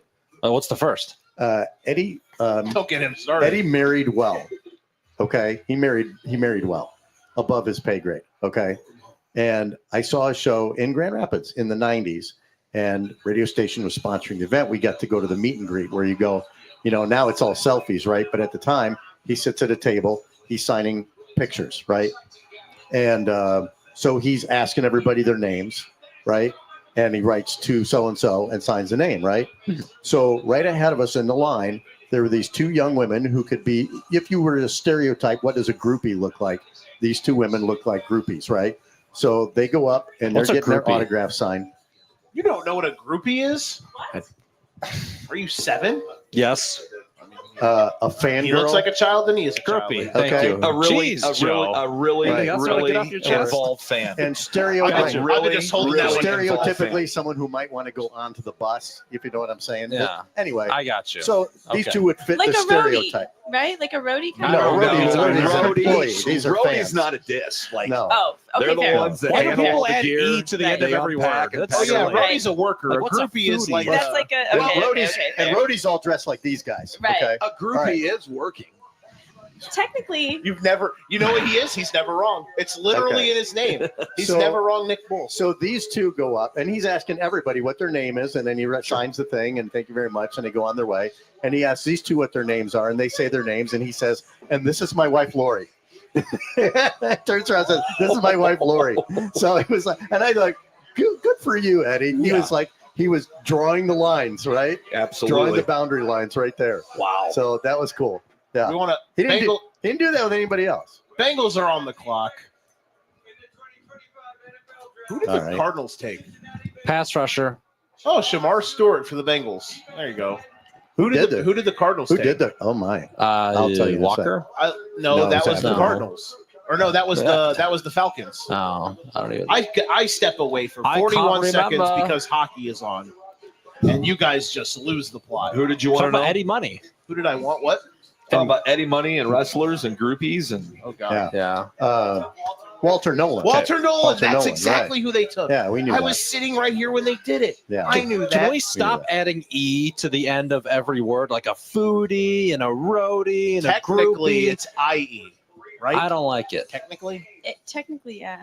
yeah, but it's been she's around. got my back. They're If no one grandfathered. here They're has- grandfathered in. They've been around forever. If no one else here has my back, Bailey does. Hi. Nice to see you. Hi, Thank Bailey. you for having me. On today, we interrupted this program to bring you the Leafs, and now we interrupt this program to bring you Joe's friends on a Hey, random guests on a podcast. Hello to the camera. We are live on YouTube. We are live on Twitter. Not Twitter. We're not live on Twitter. We're live on Facebook, YouTube. For frequency sake, QC, Burdened by the Bear. Like and subscribe. Like and subscribe. God damn it. I'm Joe Winkle. That's Ken Jacoby. All right. That is Blake Kornstein. That is Never I am. Wrong Nick Bull, one half of the FFSQC Tag Team Champions. And you can say hi to the camera. This is Hello, I am This is Bailey Bailey. Hodge. you are the significant other of our good friend, Ethan. Mr. Ethan Pearson. Correct. He is in the building. He He is. does not know what Look at colors that are. good-looking guy over there. Aw, she thinks you're cute. I Wow. said good-looking. Give him more credit. That makes two of us. Hey, I know there's some He's cruiser. dashing. Credit to And Blake's out. Bucky Brooks. Credit to Bucky Oh, Brooks of what a catch. NFL.com. Yeah. He had Shamar Stewart going number 17 to the Bengals. So Okay. good There on we Bucky go. Brooks there to nail that one. Okay. By the Good way, job. Shamar Stewart, how long will it take him to exceed 1.5 sacks in his NFL career? That's a great question. He had 1.5 sacks in 3 college years. Yeah. But he only started like 2 of them. But still, Uh-huh. but still, But That's still, not great. that's no. not Sham- exactly getting to the Sham- quarterback. Shamar Stewart is another one of the prototypes. Now, Jalen Walker was the intangibles. Look at all these traits he has. But he actually, his film ripped, like capital R, capital ripped. Shamar Stewart's kind of, he's there. He's a guy. Capital R, capital Rift. Who do You like that? Who do you have? Bold My, font. who do you have my Bucks taking at 19? I had Jahad Campbell, but then the one I dropped today, Will Johnson, the corner from Michigan. So Unfortunately, injury history for both. the Seahawks at 18 coming up next. Yes. Are they with Sam Darnold? Are they a dark horse candidate to take a quarterback here in the first round? They could be, but I think they actually want to win, like try to win, because that The division. more win now I mode. think the NFC is going to have. There's who knows. There's wild card spots available for everybody these days. So they won't take a future pick. In other words, I think they're going to take a lineman. I think they're either going to take the cat from Ohio State or they're going to take Gray Zabel from North Dakota State. okay. Big dog who All right. lit the Senior Bowl on fire. How are you doing tonight, friend? Fantastic. We're we're on the friend name basis now, And right? we Like are we can on do the that. friend- Okay, Come on. that's cool. We're What? tight. We're homies. We go Yeah, back. What kind of question is that? We go back. I've met you like 3 times now. Exactly. 3 or 4 maybe. We connected over our, other than the fact that she's dating my buddy back there. We went to the. We all went as a huge group to watch Illinois. Mm-hmm. You got to see me stress live in person about college basketball. I sure did. I got to see my old friend who Kylan transferred. Boswell. Boswell. Yep. Big shout out to Bam. From That's U my of guy. A. I'm an Arizona grad. That's Yep, I'm from Arizona. No idea what, What you're are you doing doing? here. What are you doing here? No Moved idea. out here for work. Okay. Yeah. But Congratulations. So big you football also- fan. Yeah. So just like me, you will be waiting anxiously tomorrow for Cam Scadaboo Oh, to I get don't- drafted into no, the NFL. I'm not Wrong. an Arizona State fan. That's Oh, Arizona that's- State. Oh, did I get that I wrong? went You to know- University Oh, of I am- Arizona. You know who that listen. is? You know who that is? Yes, I My- know who Scadaboo is. My my uncle has done apologies. stem cell therapy on Scadaboo, actually. He Oh, had Thanksgiving with wow. Scadaboo. She's out here name There- dropping. Now there's a brush with fame. I'll It's a continue medical brush to with maybe fame. name drop a little bit. My grandpa played for Arizona State back in the 70s when they won the Peach Bowl back to back. Wow. He played for Frank Cush and then also heard of Frank coached Cush. with Cush. And then he got drafted by the Bears. The forward pass had just been invented in 1970. Did he? Larry Delbridge. Joe's Oh, burying the lead here. Wow. Here's your lead analyst. That's Honestly, sad, I right? think you bring her in. You bring her in. What are you doing during football season? Ethan's coaching. You don't You have anything called to do. it, Joe. Come hang out in the booth. Joe. I need a spotter. You just called it Gray Zabel. I am on fire. Look the at Leafs, you. Gray Zabel. I could be a general manager. You got an analyst book for next year? Honestly, you want to come do color commentary for UT football? By I'd all be means. honored. I would love to. I'm in. The door to that press box, the seat to my right or left is always open. I used to announce games in high school. Look, see, Wow. Ken, she's a natural. I did try once to see if we could develop a woman play-by-play announcer. Now, as we've had with some of the guys too, She wasn't really up to the task, but we tried. I'll do my homework. Yeah. I can Now, do did it. you do play-by-play? Somewhat. I did more JV than varsity just because it's slower paced, right? But like Actual like commentator or like PA? I was not like commentating like that, but I was calling plays. Yeah, like for like the So you- audience, you know. so like, you'd be- and I okay, would- so you'd and PA. I would be The like PA announcer? watching. Yeah, I was like watching. So you'd be like 4-3, Bob Robertson, I would have to say whatever they did and stuff. Like that was Anthony fine. and Andrew Anderson. Yeah. Same name. You know, that is Shout- play-by-play adjacent. I'm just saying. Like, So- what's the It name was of that? fun. Like I got to use the binoculars and everything. Sun Cruiser. I'm about to go Sun- get one. I think you should. It's I'm about to phenomenal. rip. Be right It's back. fantastic, Nick. friend. I'm about to great go. stuff. I'm about to dive. Is that a into- seltzer? It's something. You know, Is It it a is seltzer? It is while I am a carbonated, I CM believe. Punk guy, I'm not straight edge. I'm not. I Can't do used it. to. I'm Yeah. about 5.5, almost 6 years Very- without it. So Nice job. Yeah. Good work. I don't miss it. But Really? hey, I hang out with people all the time that do it. So, Yeah. yeah. So No. Yep. Listen. Okay. I take your word for it. No. Listen. You know, you got to go back and watch the Straight Edge Society era of the WWE. One of the best. I loved it. Okay. I love Shaving Punk in that people's role, heads. like as a cult leader. Yes. Yeah. Yes. Joey Mercury.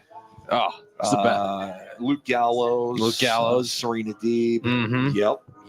Yeah. The feud with Rey Mysterio. The feud with the Jeff Hardy. Yep. Yeah, that Yep. was fun. That just wrote itself. Yeah, right. Right. Yeah, I'm fired up now. Absolutely. We'll talk some I wrestling. might have to go back and watch that now. I wanna get Oh yeah. After that. No, I've been big into rewatching the 2009 through 2013 CM Punk era. Okay. I just rewatched the documentary on Peacock.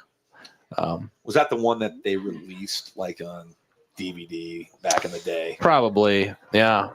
No, I mean, just going back and seeing like how Paul Heyman really saved his career. Absolutely. You know, like it's insane to think like if Paul Heyman didn't exist in a sense that we would have never seen what he was capable of, or gotten the pipe bomb, or seen him, or gotten the best form of Roman Reigns, or I Right. don't know what is being discussed now, do you? I Paul think it's something Heyman. about wrestling. Brock but I'm not Lesnar. really sure. I don't know wrestling My very well, name. so that's Well, not let's my not all right, get- let's get back to the draft. sorry, we'll talk I just- rest. Listen, if I can talk about, Eddie Money. Randy Macho Man Savage dissing me on the air, you guys can talk about Wait, whatever. you- right? And Walter Randy, Payton. he dissed you on the air. Yes, he did. Can you tell that story That's again? a Well, if you want me to tell it a second time, Yes, during the I same, was. I'll do the short version. Sports Talk in Grand Rapids, real loudmouth host who was in the wrestling world somehow. You. And he always talked like this. And we actually they were WW whatever it was that year back in the F. 90s was coming to Grand Rapids, and we were sponsoring it. And so we had on as a Sports Talk guest Randy Macho Man Savage. So he's talking to the Haas, who's all over this wrestling stuff. My nickname that I was given was called the Scout. Okay. So there, you set the stage, and those two are talking because they all know about wrestling, and I know next to nothing about it. And so I said, "Hey, I got a question for you. I don't really know that much about pro wrestling." Then don't say nothing. Right, just without a bat of an eye, That's right? funny. And Haas is going crazy. Oh, Macho Man just dissed the Scout. It was fun. That is awesome. It was fun. I was the butt of the joke, and it was just delightful. And they're in It was character. great radio. If this is bad, I'm giving you a spine buster on the stage up here. Oh my! What's a Like, spine Maybe Tampa goes buster? with Jackson Dart. Google it. Fill in the blanks. No. Tampa has Who's their up next? Tampa Tampa has Bay? their quarterback. They actually do. They I'm actually telling do. you- I'm telling You know, you there what. was never really anything wrong with that guy as a quarterback. Is he ever going to be a top 5 quarterback? No. But he shows up to play. He's a There's top. my guy. He's a top 15 quarterback. Mm-mm. I guarantee he's top 5 in toughness. I thought you didn't know football. He may You're be- over here I know a- judging I my know a takes. little I mean, bit. I know a imagine little the bit. trajectory of the Cleveland Browns had they simply kept Baker Mayfield. Whoa. You know? Whoa. No, What I was like that Baker taste? Mayfield. I know. Baker Mayfield's good. Yeah, he's Dude, I never love been bad. I liked him before he came to Tampa just because how can you not like the way he plays? Like he's That's tough, he takes Yeah. chances. I don't know. It's a guy I want on my side. Like That's a you guy. said, That's a guy I Like would you play said, for. top 5, no, but you know what? He's a real good, solid. As a quarterback. Buccaneers fan, I am extremely Oh, happy with him. I He's will somewhere bet. I between. lived through the Josh Freeman I will era bet. and the Chris Sims stuff. And no. Let's get a guy also- in here. You also got the 2020 NFC Championship game, and I don't. That is a true point. Tom Brady existed. Boo. He's a Packers Still not fan. over it. I'm sorry. No. Not sorry. I mean, Baker is somewhere between. Don't be I sorry. love Tom. Baker is somewhere between 8 on an amazing day and like 16 on a day where he just isn't feeling himself. You know, Which is fine. He's a good player. we are now how many picks away from the Pittsburgh Steelers? Two. Buckle Buccaneers up. and Broncos. Broncos, are we thinking Omari and Hampton for Do the not tell Broncos me. at this point? Don't tell me we're taking Shador. Well, Shadur's good. see, They don't need a quarterback. We don't need a quarterback. I'm not Shador's saying going to go. I'm no, not saying he's not good. We don't need Tampa's not taking Shador. I want the Cowboys to We take Shadur. need secondary. I have a question for the table. Tampa's in a position to go right back to the playoffs. They wouldn't. Are you I ready don't for a think they would Tampa fact possibly real do quick? Sure. No. 18 of the 22 starters in week 1 last year Yeah. were drafted by the Buccaneers. that. Is that right? They build and Whoa. draft and Oh. do a very good Good job. for them. And I'm telling you what, a lot of times it's unsexy because it's Good for them. linemen. Is this but where it where works. Will Johnson goes? I could see it. Uncle Raj. Whoa. They went wide out. I am thrilled. I think he's the best That's receiver in the cold. draft. Okay, you were the That's one. cold. You were the one that said that Oh. earlier. Yep. Oh, that's cold. I'm driving down the road. I'm like, I think he's definitely top 3. Who do you have at 2 and 3? I don't in care. this draft. I don't care. You I think he's the best? I think Ibuka's the next Devontae Adams. I think he's phenomenal. I love this. Oh, I, Becca, I Book- love this because I love it. I'm not an Ohio State fan, but I know enough about him. I'm gonna drop a watching take Ohio for State you. games. Not you. That one. I don't know if his Can I? He's great. he's great, and he's joining Yeah. 2 vets. Yes. They're going to bring him along. Baker Mayfield just got a new target. I am happy. It's kind of a sexy pick. I was just saying we usually just draft linemen, but there's nothing wrong with that. Emeka Ibuka gets to be the future X of an organization while learning behind one of the greatest X receivers in the history of the NFL. Agreed. Yeah. Future first ballot Hall of Famer Agreed. Mike Evans. Yeah. Shout out. Yeah. That is. Emeka Ibuka is wide receiver 1 in this class now for me just because he got drafted by the Bucks. Yeah. I thought he was going to go to the Rams and I was going to be even as hyped, but I never saw this coming and I love it. I didn't He's either. awesome. I didn't either. I'm going to tell you this. I know Jeremiah Smith got all the attention last year with the hype and the prospect that he is going to be someday in the NFL. Yeah. But pound for pound, your best route runner, your best receiver overall was this guy right here. I'm so excited. So excited that Tampa Bay guy. I didn't think that they were going after him. And Ibuka going over Matthew Golden, which I did not see happening. I thought Ibuka would go tonight. I thought Yeah. all Oh, 3 of those absolutely. receivers Oh, yeah. would go tonight. So- Ibuka, Golden hasn't gone yet. So And I Nick, love it. just to be even more thrilled, you just talked about how well Tampa has built through the draft, which means that they often make very good decisions about who they take. So it may have been unexpected somewhat, right? Yeah, But unexpected, but I'm elated right now. I'm not As a disappointed Tampa in the Bay fan, least. We very got cool. a weapon and talk about how about the weapon we got last year? Bucky Irving. he's nice. He's really nice. He's tough, that man. boy nice. Do the He's Packers take a receiver now? Do they take Golden? When they're No, up with a you few guys picks? have to go DB. I think you're going DB. So the, taking Cooper. the Packers are Still pissed about that. Who did they are draft praying instead of that Cooper Will last year? Johnson falls. Offensive tackle Morgan from Arizona. Yeah, my bad. He might be fine. Cooper. It was not it was Cooper always DeJean. Cooper. It was always Cooper. Sorry, getting Wow. pissed. Cooper DeJean might be the steal of the draft. Cooper DeJean is not my He's lover not a or safety. whatever. He's not a He's safety. not us. Yeah. He is just a corner. His white ass Yeah. can run. DeJean is DeJean is DB1. DB1. Yeah, let's go. Is this the Omari and Hampton spot, maybe, to the Broncos? Yes, I Very well know could Denver be. wants a running back, so yes, absolutely. Yeah, I thought they would potentially get. You know, as a Notre Dame fan, that just moves Audric Estime back down the depth chart, which will be sad. Well, No. you can't have That's everything. F. Yeah, I know. I know. Got to do what you got to do. Ken, Well, I'm sad for Cole Kmet too, but I he'll rode be Notre fine. Dame to the Natty as a futures bet last year, and I should have cashed out after that first drive. 13 QB powers against Ohio State. Oh, I should my. have cashed out right there. Real man's football. Yeah, Blake, what are you talking about? absolutely. Yeah, I just wish it lasted. Should have brought. I'm glad we didn't. I'm glad we didn't bring up because Welch is a huge Notre I'm Dame still fan. pissed you guys blitzed at the end of the first half. Okay, now Oh God, I know what you're talking about. Yeah, We're going down this road. what's that? I now? don't think Ken is as locked in though. He might not know what you're talking No, about. that's okay. He probably won't be able to go bar for bar about the game. Welch would have. You know, Because I was there. I We did were there. watch the whole thing, but maybe not with an analyst's eye. You know, Sure. Yeah, basically, end of the half scenario, less than 30 seconds left. Notre Dame blitzes Ohio State when they're at their own 25, and they get a 75-yard touchdown, and they go up like 2 scores, and the game is over in the national championship game. wow. I'm pissed about it. I'm pissed. Real quick to pivot Sorry. back to the God or to the pick there. You know what drafting Ibuka allows for Tampa Bay? It allows Chris Godwin to not have to be rushed back. Yeah. Bad injury or like early part of the middle of last season. And Early he part of the middle. resigned. He took a lower paycheck to stay Yeah. home and play. So you're right. They don't rush him back. They drafted McMillan, I believe, was the rookie for him last year. U of A, woo! And he played. No, he was Washington. McMillan. No, not that one. Oh. Last year. not sorry. the one drafted I was like, tonight. The last year, and he played well for them. So the running game seems to be going well. The passing game has just got a lot better. I look for them to go defensive secondary with their next. Pick. That's what I was expecting them to do with their first pick. But And Me too. And in that division, you don't have to go 12 and 5 to go to the postseason.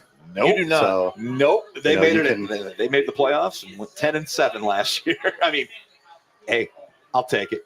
I'll take it. please, you know, How you doing over listen, Bears fans wish they were in that I do have a division right question now, for right? everyone. Then they'd have a chance. I'm friends with a lot of Bears fans, and I somewhat commiserate with them because I know. But I love when you're drafted as late as the Buccaneers were at 19. Hey, means you did pretty well the season before. Exactly. And I'll take that. I'll take that. If the Broncos go Amarian Hampton, maybe Matthew Golden, right? Go to the skill player, right? Uh-huh. Now the Steelers are looking at Shedeur Sanders, Will Johnson. I want them to take Will Johnson, but I don't think the quarterback is there to be taken this year. I think they need to do what they have to do. I'd much rather see Kirk Cousins in a Steelers uniform than Shedeur Sanders. Really? Aaron. Yeah. If I'm a Steelers fan, I agree. Well, Aaron again, Rodgers. that could happen, which would be fine also. How But dare you? I'm saying, apart from that, because you have no idea what's going You to don't happen. like ayahuasca trips. You know, he could decide to you don't live like in Tahiti, That's and that's not the end of the that, right? Oh, he will be a Steeler. I'll bet you some whiteys on it. Is that right? Yeah. Shedeur is going to be a Steeler.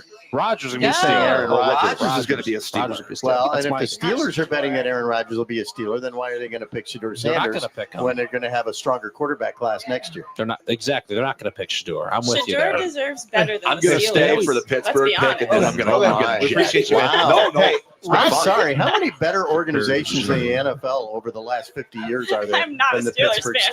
Steelers? She likes the Cowboys, apparently. I want the Cowboys to pick Hey, Shedeur. I'm Aaron sorry. Rodgers just I'm didn't sorry. believe in outer Cowboys- medicine or whatever. It's all that. As bad as the Steelers' record is for not having won a playoff game in how many years, what's the Cowboys' record in that regard? Listen, Shall we talk about that's that why I'm just a saying little bit? we need someone new. They gotta. This is my favorite saying. We gotta yak Dak. Get rid of him. All right. Need Maybe- someone new. Maybe Yak the Dak. Steelers I can. want to start that campaign. The Steelers should trade right now with the Cowboys, and the Cowboys can pick Shedeur Sanders. I would be a fan of But that. they gave him All all right. that money. They're not going to get rid of him now. I think I'm one of the 9 people on earth who still thinks Dak Prescott's good. I but wa- That's okay. He is a sucks good so quarterback. bad. I know, I'm He sorry. is a so good quarterback. He's bad. not top shelf, but he's good. He was bad as a rookie. Would you rather have Baker? I would rather have Tony Romo back, honestly. Wow. At the age of She's a 45, big- then Her and Jessica Simpson would both want Tony Romo back. Oh my. Bars. that might be the line of the day right there. That's my Okay. guy. What a pick. Just adding more to a loaded defense. Somebody Bear. on ESPN is shocked. You know what? You know who's happy right now? Me. I'm happy because your stupid team didn't get to draft that savage because he's good. He's really good. And I thought he was going to be a Packer. And I'm happy because he's not a Packer. Okay. Go team. Win. Bears fan, air high five. The Packers didn't draft John A. Barron. I need the Chiefs to draft the running back so bad. Okay. I would actually love Probably. at this Let me have point this if the moment. Steelers would take Omari and Hampton. What? Najee I Harris would rather does have. suck. I would so- rather have. He's gone. Oh, yeah, he Yeah. is. Who did he get? Where's he at? Cardinals. Maybe. You had a question for me. Will Johnson is my pick for the Steelers. Oh, that my question really was just about like, what do you think the Cowboys are going to do? Because there has been talk about. They won't get rid of Dak. I really wish they would. Look at all these Jalen Milroe interception highlights. Yeah. Future superstar. I mean, it was only one, but still. We're seriously. There's one of these mock drafts actually had Jalen Milroe tonight. Bro, this dude's so good. What a pick by Denver. Way to just get a savage instead of maybe overreaching for a player that maybe you really didn't want. Great pick. Also, just really glad he's not going to play for Green Bay next year. I'm insanely happy about All right. that. Helps out the Bears. He's All right, really all right. good. Ken, gut feeling. Yeah. Who's Yeah, who's who's gonna get Pittsburgh's picked take? I've got Will Johnson going to the Steelers. I'm hoping. So you think we'll Shadur and Aaron Or would be so cool. I mean, though. if they like Matthew Golden, this is not a bad spot for him. What? Here's the question. Is he going to get fell out of the first round? who? Shador? Shador. Or who? I think just saw I think a he thing actually from doesn't. ESPN saying that he's slipping. I think he doesn't go They're tonight, not predicting honestly. him to be picked in the first Now round. I could be proven wrong in about 2 seconds flat here, but I think he doesn't go tonight. If Shador Sanders doesn't get drafted right here, does that mean the Steelers believe that Rodgers is going to sign?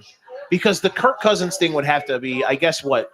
Someone here that understands the NFL salary cap looking at you, Blake. Oh, You also might know this. I don't okay. know. Yeah, Would Kirk Cousins have to be a post-June 1st cut or Yes. something? probably. That's what it would be? Yeah. Okay. Because people And- are talking about how Cousins is going to be on the Steelers. I'm like, guys, he's currently employed by Atlanta. Just Yeah. throwing that out there. Right. And that's not a trade that would happen. So Now, here's the thing: if the Steelers don't take him, think about the quarterback needs of the teams following them. Chargers, no. Packers, no. Vikings, no. Texans, no. Please, Jackson, Rams, please. possibly. no, they want to win this. They're Okay. They're drafting a legit Ravens, guy. no. Lions, no. Commanders, no. Bills, no. Chiefs, no. Eagles, no. There's not another team the rest of the first round that is going to want a quarterback and need a quarterback, with the only possible exception of the Rams trying to get Stafford's successor. Other than that, there's 0 teams that need a quarterback now. All after eyes the Steelers. if it's gonna happen in this round, all eyes will then turn to Cleveland and the Giants to move back in. What I'm saying is, if the Steelers don't pick him, there's not going to be any more quarterbacks in the first round. They're all available in the second round. If the Steelers want to move up to take somebody, they could still do that. Right. God, Mel So, loves this guy. I Mel. wouldn't do it. I know. I wouldn't do it, and I hope they don't. He doesn't have Todd McShady anymore. He's on a different network. He looks like an animatronic tonight. An anima. Who I think Shador Sanders at best is a bottom tier starter, like in that 20th to 25th best Here's the QB question range. I don't for the disagree. table. I'm sorry. Which quarterback in Here this we go. class has the most special? Sorry. Here we go. Cam Ward. I don't want to look over there.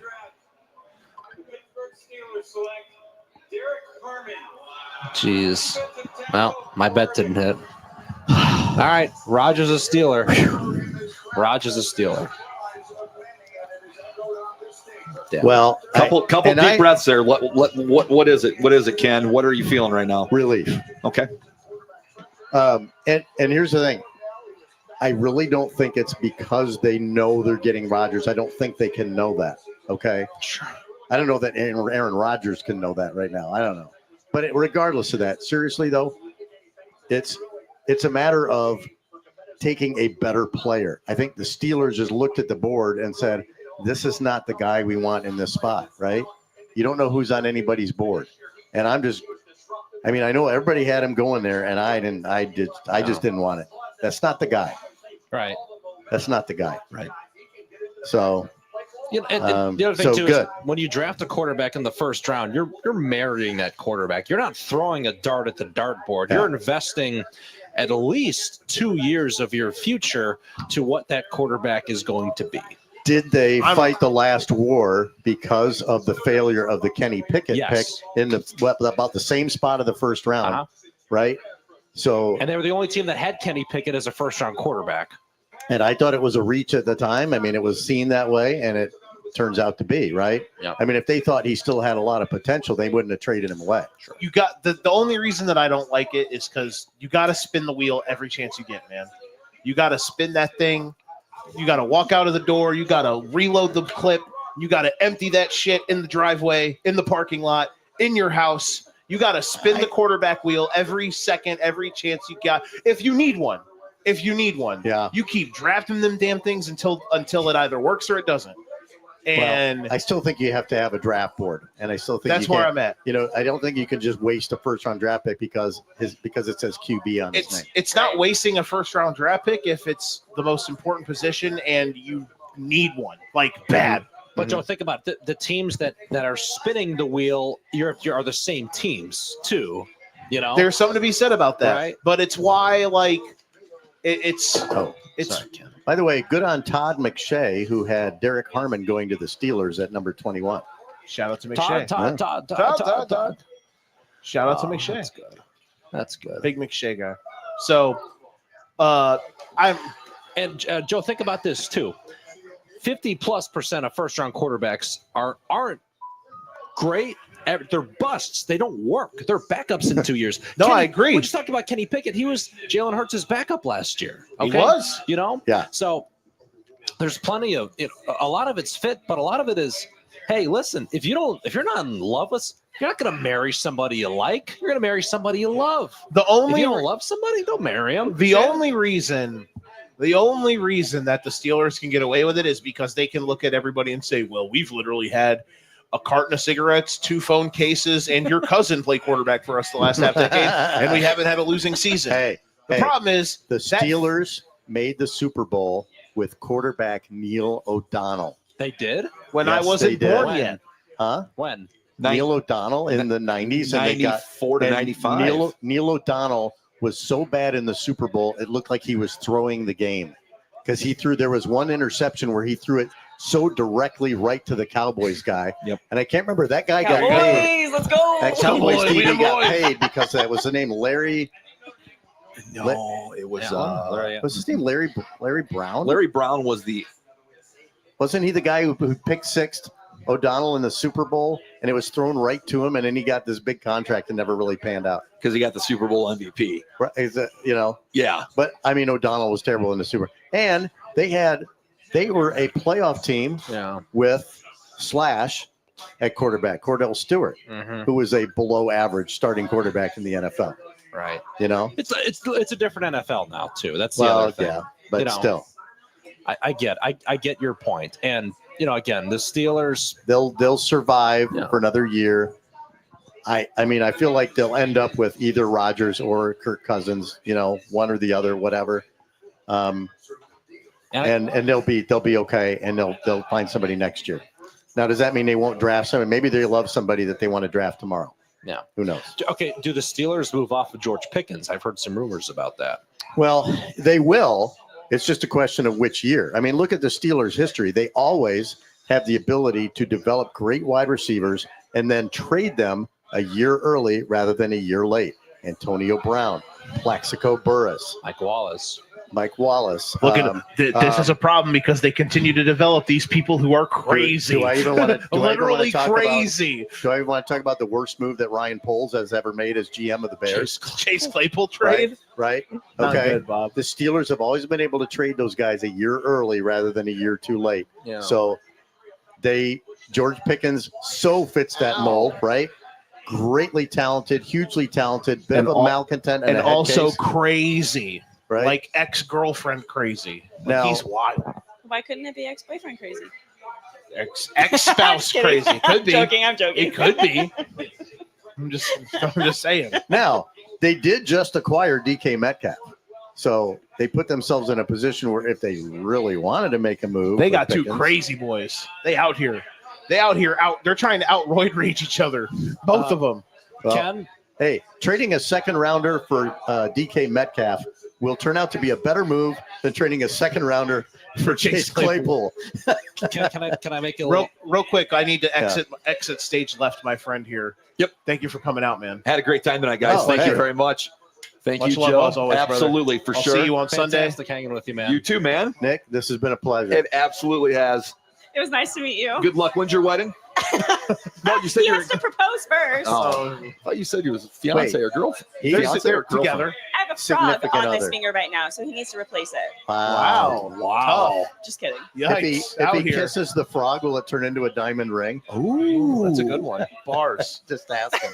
Your wife probably sells some sort of potion that can create that. Well, that is a possibility. Right. Thank you very much. Much love, dog. Had a believe blast, it's man. called Thank love. you. Well, yes, as always. We'll see you on Sunday. That is one Nick half Bull, of the ladies tag and team gentlemen. champions.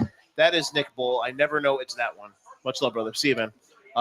Nick Bull, shout out to him. Shout out to the guys from Card Subject to Change. Ken, And Derek. then there were four. Ken Derek Harmon. Hello, Okay. friend. Cousin Hello. of Are you former okay? Iowa You can women's leave, it's basketball okay. assistant I was like, I Rayna don't know Harmon. when's like the right Oh, time to okay. just see So there you myself go. You got out. an Iowa I connection. know. I thought you were going to You go know in that Ronnie SpongeBob Harmon's meme where he's direction like, there. All right, I'm gonna head out. Oh, yes. That's how I feel right now. I'll be sad, but that's whatever. I mean, I guess. Yeah. All right. Blake Nah, is- I think I'm gonna Blake head is out. switching All right. seats. At least just go back with Ethan. That's fair. He probably misses you. Thank you for having me, though. Thank It you was for- a lot of fun. Thank you for being here. I was very happy to talk about my grandpa because I'm very proud of him and That's awesome. his Tell us his legacy. name again. Larry Delbridge. Larry Delbridge. Yeah, the stadium in my hometown, the football stadium, is named after him. It's Like the Larry high school stadium? Yeah, it's the That's Larry badass. Delbridge Stadium. He's That's in the Arizona Coaches Hall of He's Fame. a Wildcat. Sun Devil. No, Oh, Sun Devil. So Oh, I okay. created All the right. rivalry in my family when I went to U of A because he was the ASU guy. So yeah, Okay. yeah. And then I have twin brothers that and- are at And drafted by opposite the schools. Bears. Drafted by the Bears in the 70s. Nice. Back when they had like what a 12-round draft, I think it was. Yeah. Or Or like 19 teams. yeah. Actually, I think it was more than 12 rounds. He's I think a it was like beast. 17 rounds. He's a big dude. Jeez Louise. Yeah. What round did he 6'3". get drafted in? In the God, I 1800th don't know. in the 93rd round of the 12th draft ever. I just know he's considered an ASU legend because that's what they call the Peach Bowl winners when they won back to back. I think it was like 71, 72 that he did it. Yeah, that's my grandpa. Coolidge, Arizona. Coolidge, Arizona. Hell yeah. That's, Wait a minute. Where's his Wikipedia page? Oh man. he's an old man, so he probably doesn't have much online about him. He Oh, stays man. off the grid. Who's in Canton, Texas?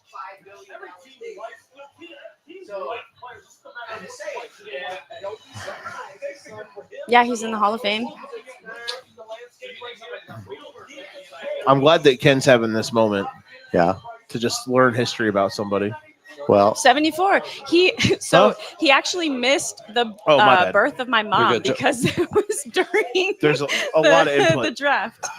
Is it time we talk some NBA now? Mixing some There he NBA is. conversation. on the training camp Absolutely. squad.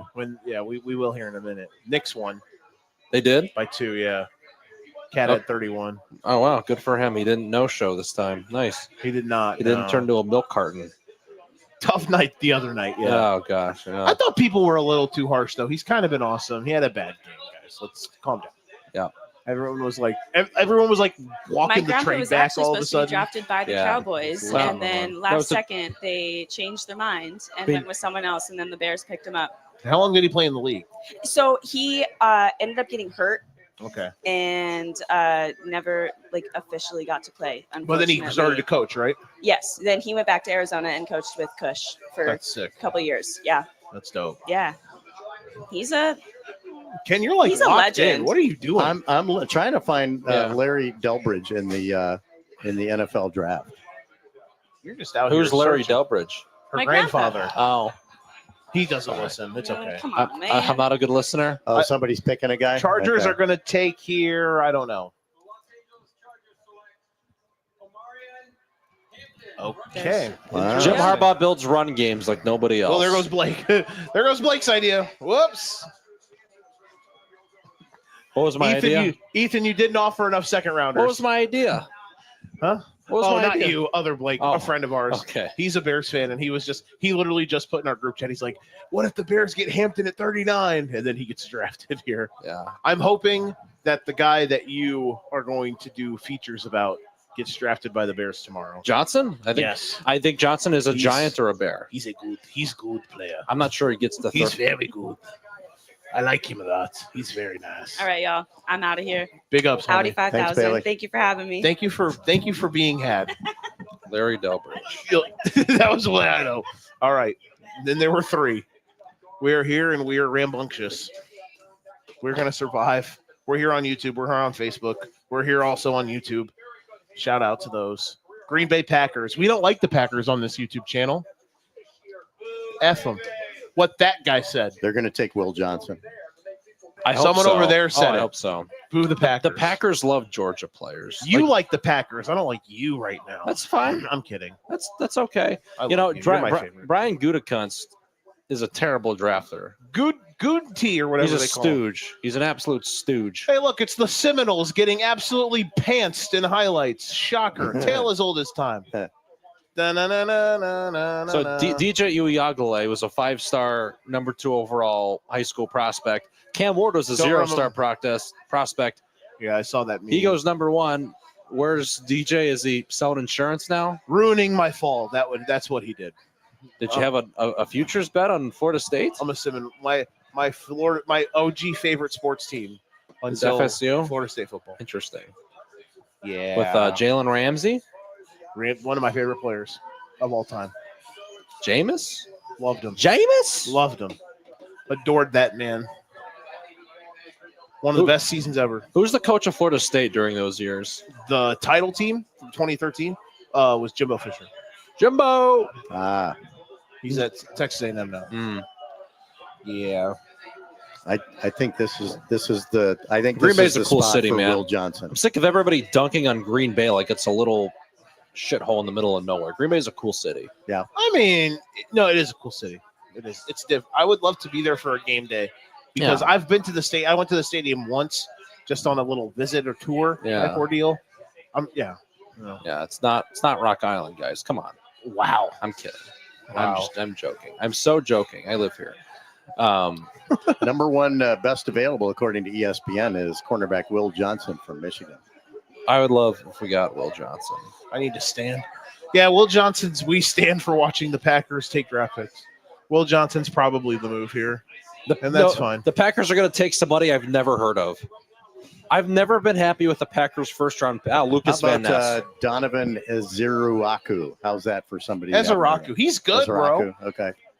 I'm trying to find somebody you haven't heard of, but that's not going to work. I'm looking at the best available list. You're going to know all these guys. Okay, who? Yeah.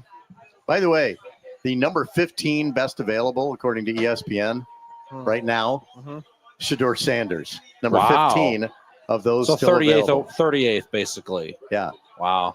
Yeah. That Four sounds about right. spots over Jackson Dart. Listen, man. I think Jackson Bring it Dart in, will be the best man. pro. You really think that? I do. Because the NFL is about fit and it's about traits. Okay. I don't care what he did at Ole Miss. I don't care what Quinn Ewers did at Texas. I care about where you land and what you're capable of. And I think Jackson Dart has the most potential out of all the quarterbacks in this draft. You know, if you just looked at the numbers, Josh Allen wasn't all that good No. at Wyoming.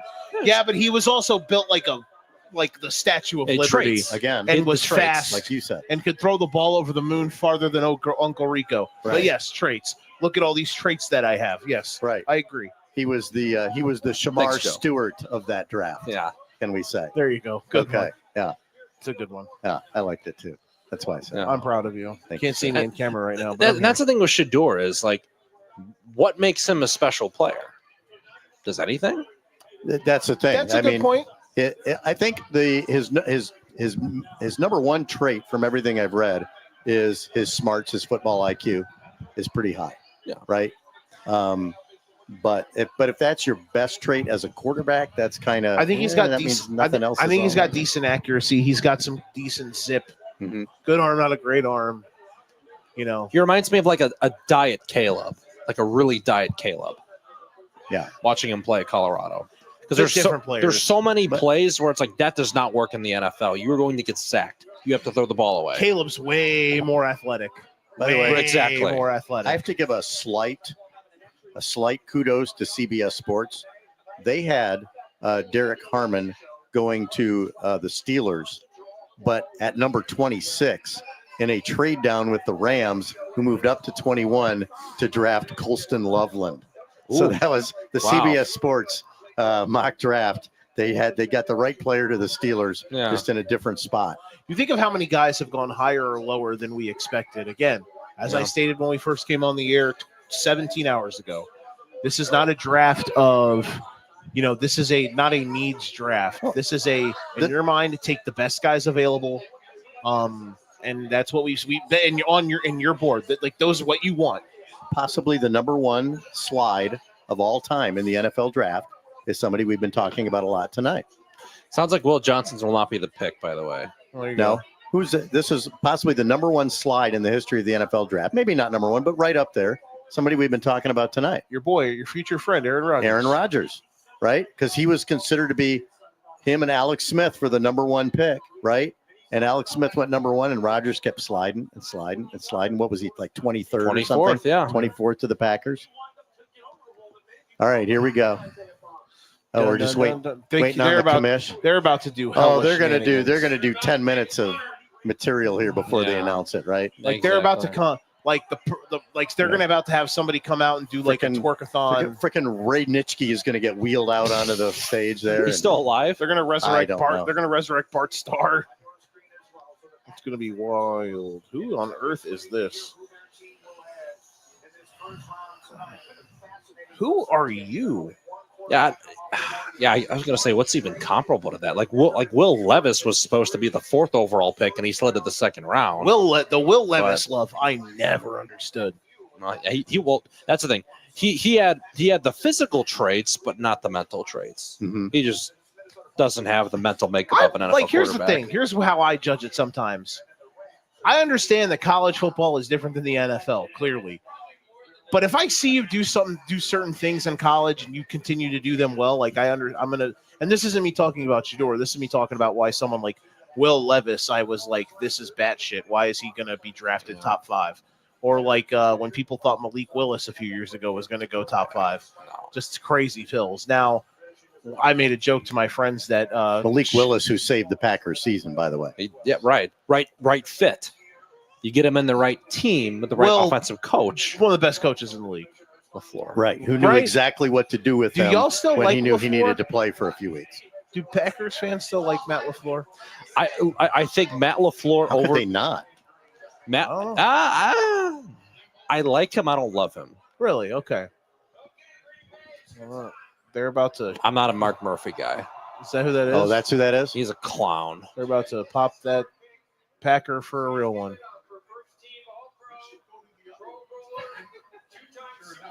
You know who they should have put on stage for this moment? Aaron Rodgers. Oh my God! Could you imagine? Could you imagine if they just wheeled out? Now, who's the one who said the Bears still suck? Was that Clay Matthews? Clay. Yeah. Matthews. Okay. That was Overrated good. ass. That was well done. Yeah. I don't know, are any of the original Super Bowl Packers still even around? I really don't know. Jerry Kramer is. Oh, yeah. Yeah. Okay. The guard, the Hall of Famer. Well, yeah. I mean, anybody who's ever grown up with the NFL knows who Jerry Kramer is because you see the highlight from the Ice Bowl where he makes the block, right? We've been at the NFL draft, bro. We are at the dog days of the draft now, by the way. The last 10 picks is when you find out how much of a man you are doing this show. Is that right? It starts to get hazy. True. I might have another beverage at this point.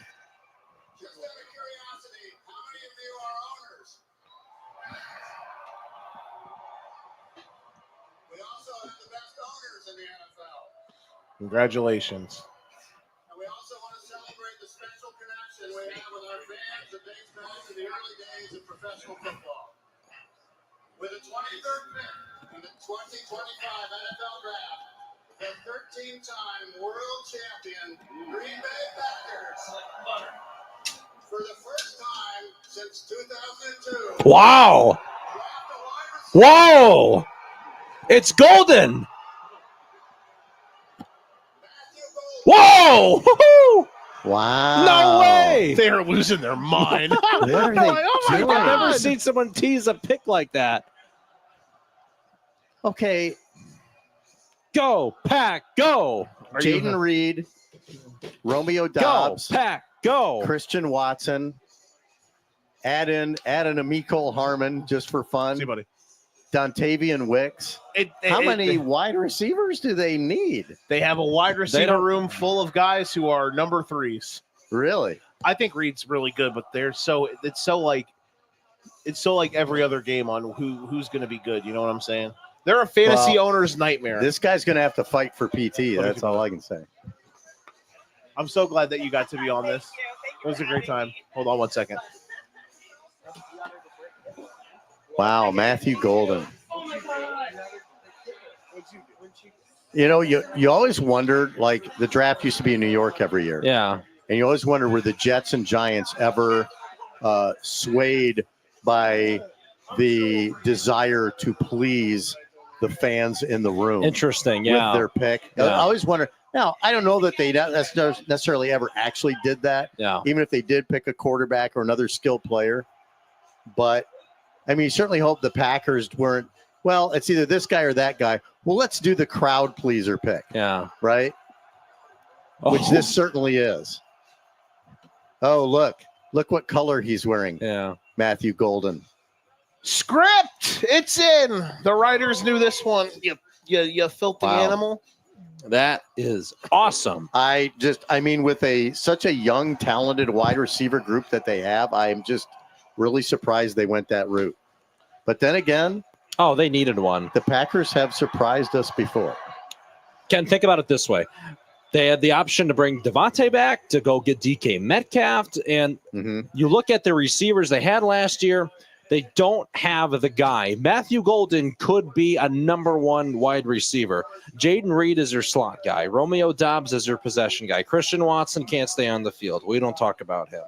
But other than that, I mean, the receiving core as a whole is not very good. They have upside, but they're not very good. Now you bring in somebody who is a legit potential number 1 guy, and I like that pick a lot. And Jordan Love, by the way, you know, he's a 6th-year player now. He's ready to compete. Oh, here we go.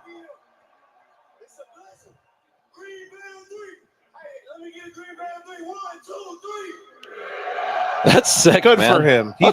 He just became every Packers fan's favorite player. Love this guy. It's like the award ceremony. Roger Goodell, I'm going to let you finish. Yeah. You got his Kanye on. Yeah. I haven't seen a draft pick be so over. Good for him, man. That's a moment that he'll never forget. That's pretty cool.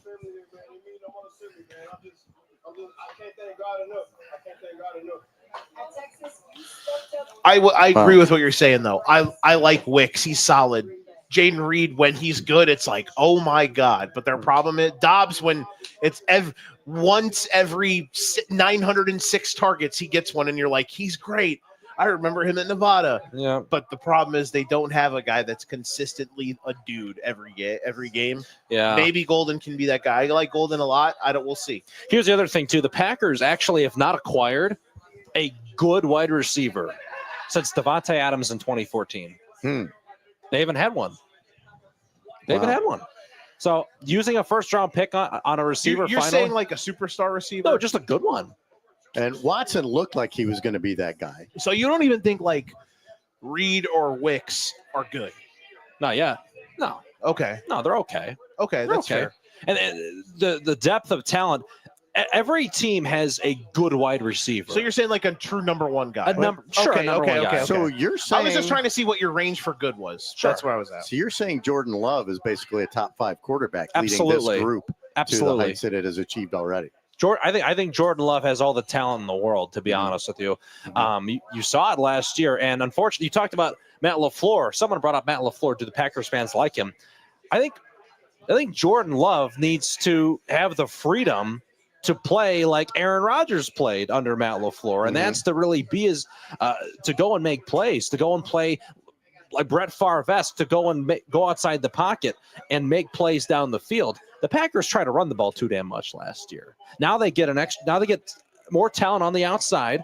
Okay, the Packers need to play through their quarterback, and Josh Jacobs can be a part of that, but they need to play through the passing game. Okay, so not to go on a tangent, I think Jordan Love is has MVP talent, and you're going to see that in the next year or two with the right supporting cast in the passing game, not giving Josh Jacobs 25 carries a game when you don't need to. You don't have to. I always get smarter listening to Blake. Oh, wow. What about You're you? the first person to ever say that. No, I get smarter can't listening to you. I can't believe that. What I about- don't believe that for a minute. What about me? Huh? What about me? Sometimes I get smarter. Okay. Okay. You don't have to sell me twice on Jordan Love, though. I'm a Jordan Love guy.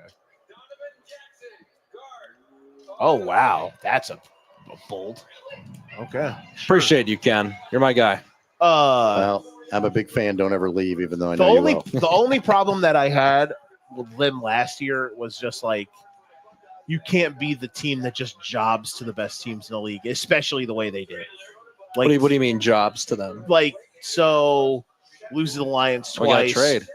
Lose Texans trade to the Caleb Caleb Johnson. Oh, Caleb The Johnson Giants territory. are on the clock.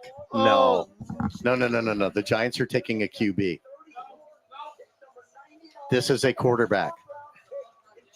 Which one? But this is a quarterback.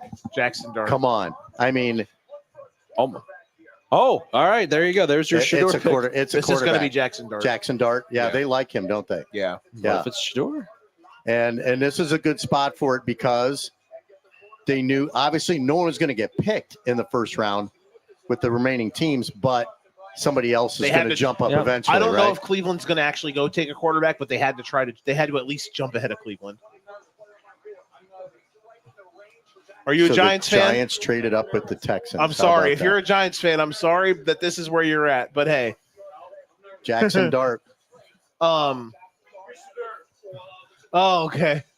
So like the losing to the Vikings twice, losing to the I blame LaFleur for neither one of the two Vikings games being like particularly competitive. The first Lions game was not competitive. The second Lions game was fun, but that's a game that most people probably think they should have won but didn't. The Eagles game, especially in the playoffs, was not competitive. Yeah, I mean, Those are the things where I'm like, I want every some of the major pundits every year. They're like, man, Green Bay Super Bowl. sure. You know what I mean? I get it. I've lived through it. I'm watching them. Oh, it's clearly Dart, by the way, and this is about Is to. Hold this on. a problem with the TV? Yeah, we got to. Yeah, we're about to. Where's the remote? Might be there. Ken, turn around and grab that remote right there. 12 seconds, Ken. Here, hand it to me. Left. Thank you. Okay, now, remember I was saying You're welcome. that the whole rest of the first round after the Steelers, the only team that might pick a quarterback would be the Rams. The Giants just traded one spot ahead of the Rams. I don't think the Rams are. I always get I don't smart. think so. Maybe Yeah, not, yeah, but I if know. you're the Giants and Jackson Dart is your guy, why would you let the Rams pick before you get to go? Why would you trade up to 28? Why wouldn't you go ahead of the Rams? That's what you. Yeah. That's doing what you got to do. Exactly. I think Yeah, the it's the main game. team So they the were Giants got a great player at 3, didn't reach, and now they get to. And we don't know what they gave up, but I'm sure they'll I got think it it's right worth it. Okay, they 34, 34. Okay. So they went from 34 to 25. Yep. 99. They gave up 99 So it's the third pick Fourth of the pick. or third or fourth pick of the third round. Oh, third round. So they're of second. the fourth round. That's a fourth round pick. That's a fourth high round, yeah, four. fourth. Yeah. So they gave up their second, their fourth, and then a third next year. So the payoff to move up from 34 was it? Yeah, 9 spots. 9 spots from 34 to 25 is they gave up a fourth and what next year? A second? No, second. That's the move up pick. That's Okay, the pick yeah, they you're moved right. from. That's Yeah, I'm talking okay, about okay, to move right. up Okay. So from third. 34 to 25. Okay. They sacrificed a fourth and a this third. year and a third next year. Yeah. That's a that's a Yeah. okay price to pay. No, I don't to go up disagree. and get your guy. That's a nice Now, that's a nice deal for the Giants. Now, I'm not saying it's bad for the Texans. They only dropped 9 spots and they picked up a couple of nice picks. So that's they're all right. they're about to draft a guy that I would never draft. But hey, good congratulations. unless it's Shador.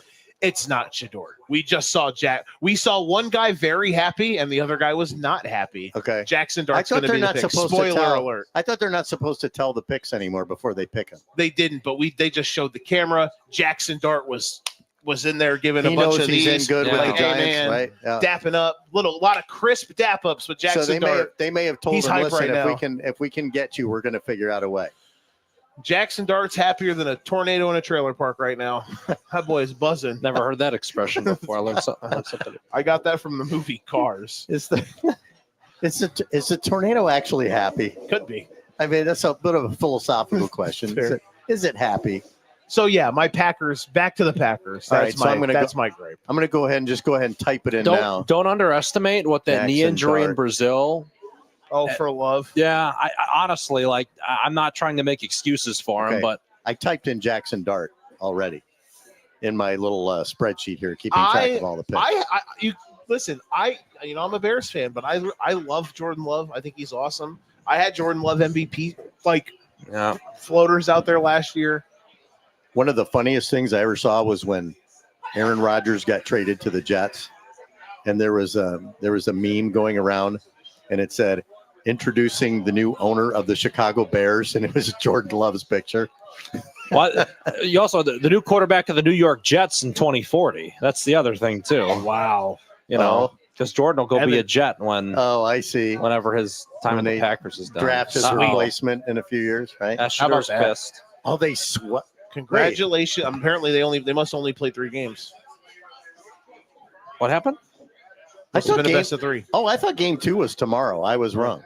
It was tonight. Who plays the best of 3? Evansville swept. SPHL, the Oh. league. The So Storm. Evansville, who finished in 7th place, 1 spot ahead of the Quad City Storm, just a few points ahead of them, has now won the championship.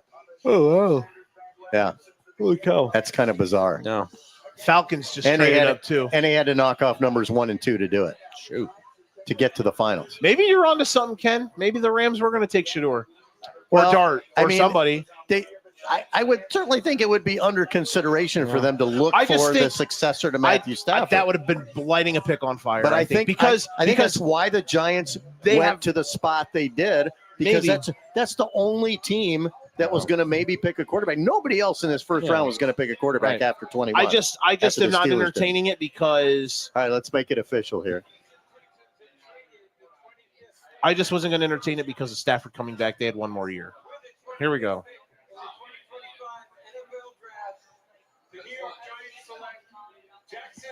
Yeah. Unbelievable, man. Just what Love it. insane. Absolutely love it. Wow. So this is that guy looks like Will Ferrell. Will Ferrell with long hair. Yeah. As a senior, he went to USC, started 3 games, then transferred to Ole Miss, started 38 games for Lane Kiffin, threw 72 touchdowns, finishes the school's all-time leading passer, surpassing Eli Manning. Now, Yeah, and he played like 2 more years than Eli Manning.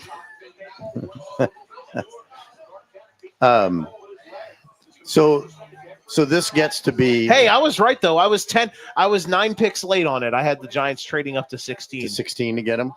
But Oh, another trade. The Rams are the trading Rams, with. Atlanta. It's the Falcons. Okay. Now That's let's why just- I said hold no. on Listen, now, let's listen, just consider. Listen, that's why I said what I said a minute ago. Yeah. Maybe you were right. I Yeah. don't think so Ken knows because ball. I don't think so because with Stafford coming back, Right. that's a clear. This is But- maybe our last chance. Why are we going to light a first But rounder on fire? Why trade did out? why did the trade Rams trade down not happen until after back? Maybe you're right. until after the Giants picked, right? And if they were waiting for somebody else that they hoped wouldn't get picked, well, it wasn't somebody else, it was Jackson Dart. Yeah. So I think that kind of tells it right there that the Rams were Yep. in on Dart. Yep. And obviously not in on Shador Sanders, otherwise they'd sit there and take him.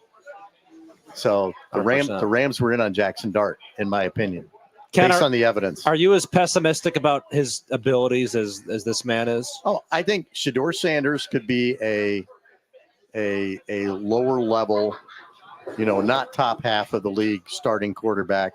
Most likely will be like a Tyrod Taylor, Jacoby Brissett, that kind of career. Those guys have started seasons and lots of games over their careers, but they're not the guy. Yeah. And I don't, and it has nothing to do with personalities or Deion Sanders, who I think has done some great things at Colorado. It has nothing to do with any of that. It's just about what's he going to do on the field, you know? And when it's all said and done, I just don't think he's that good. Thanks Take care. Hey, thanks, man. Hey, It was a pleasure meeting you. Green Bay still sucks. That they do. Everybody gets one. Thank you. Shout out to the Quad City football. Absolutely. Stay in touch with us for sure. Stay in touch with us. Big shout out to the president of the Quad City Football Alliance, Jason Teague, who was our first guest of the night. Really appreciate the time that he had. Thanks to all our guests, Nick Welch, Nick Bull, Blake. Thanks to you as always. Another year of us doing this. Ken, you hanging out with us tonight.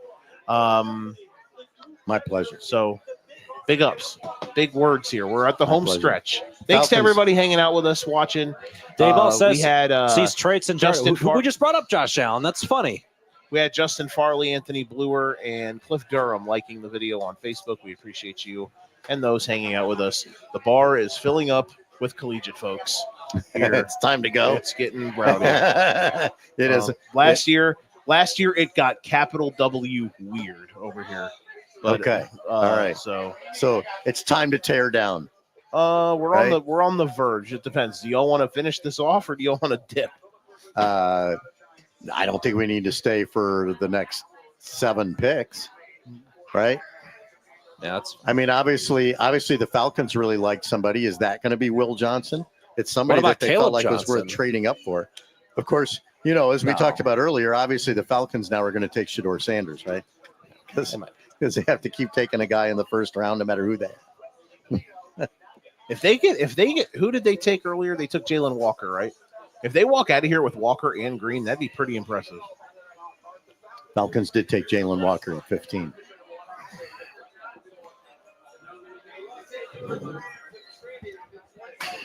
I keep waiting for somebody to take Bijan Will Robinson Johnson. and Caleb Johnson? No. Bijan and Caleb, that'd be sick. James Pierce. Okay. Not what I thought, but okay. Regardless. Well, they obviously thought he was Is that worth you trading tapping up out? for. Okay. Huh? Huh? Okay. Shall we call it a night? I think so. All right. It is 10 o'clock. All right. We are going to do it. That's going to do it here for the show. This has been the live draft party. We thanks everybody for hanging out. Thanks to our guest, Jason Teague from the Quad City Football Alliance, Nick Welch, United Township Football head coach, Tim Kavanaugh, who allowed us to be here for our 4th straight year. We really appreciate him. Shout out to Tim. Shout out to all the guests. Shout out to people that hung out. Shout out to those to Hawkeye headquarters, Blake and his guys that would do a great job. They were giving prizes out. Great night. It was a fun night. DJ Doug, everybody that hung up, Nick Bull.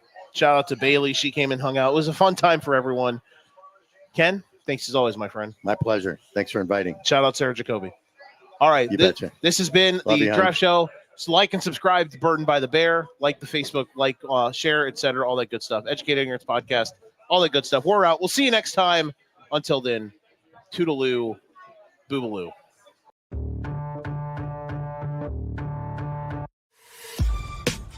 This has been a For Frequency's Sake Podcast Network production. For more great content, subscribe to For Frequency's Sake on YouTube, Facebook, and Twitter.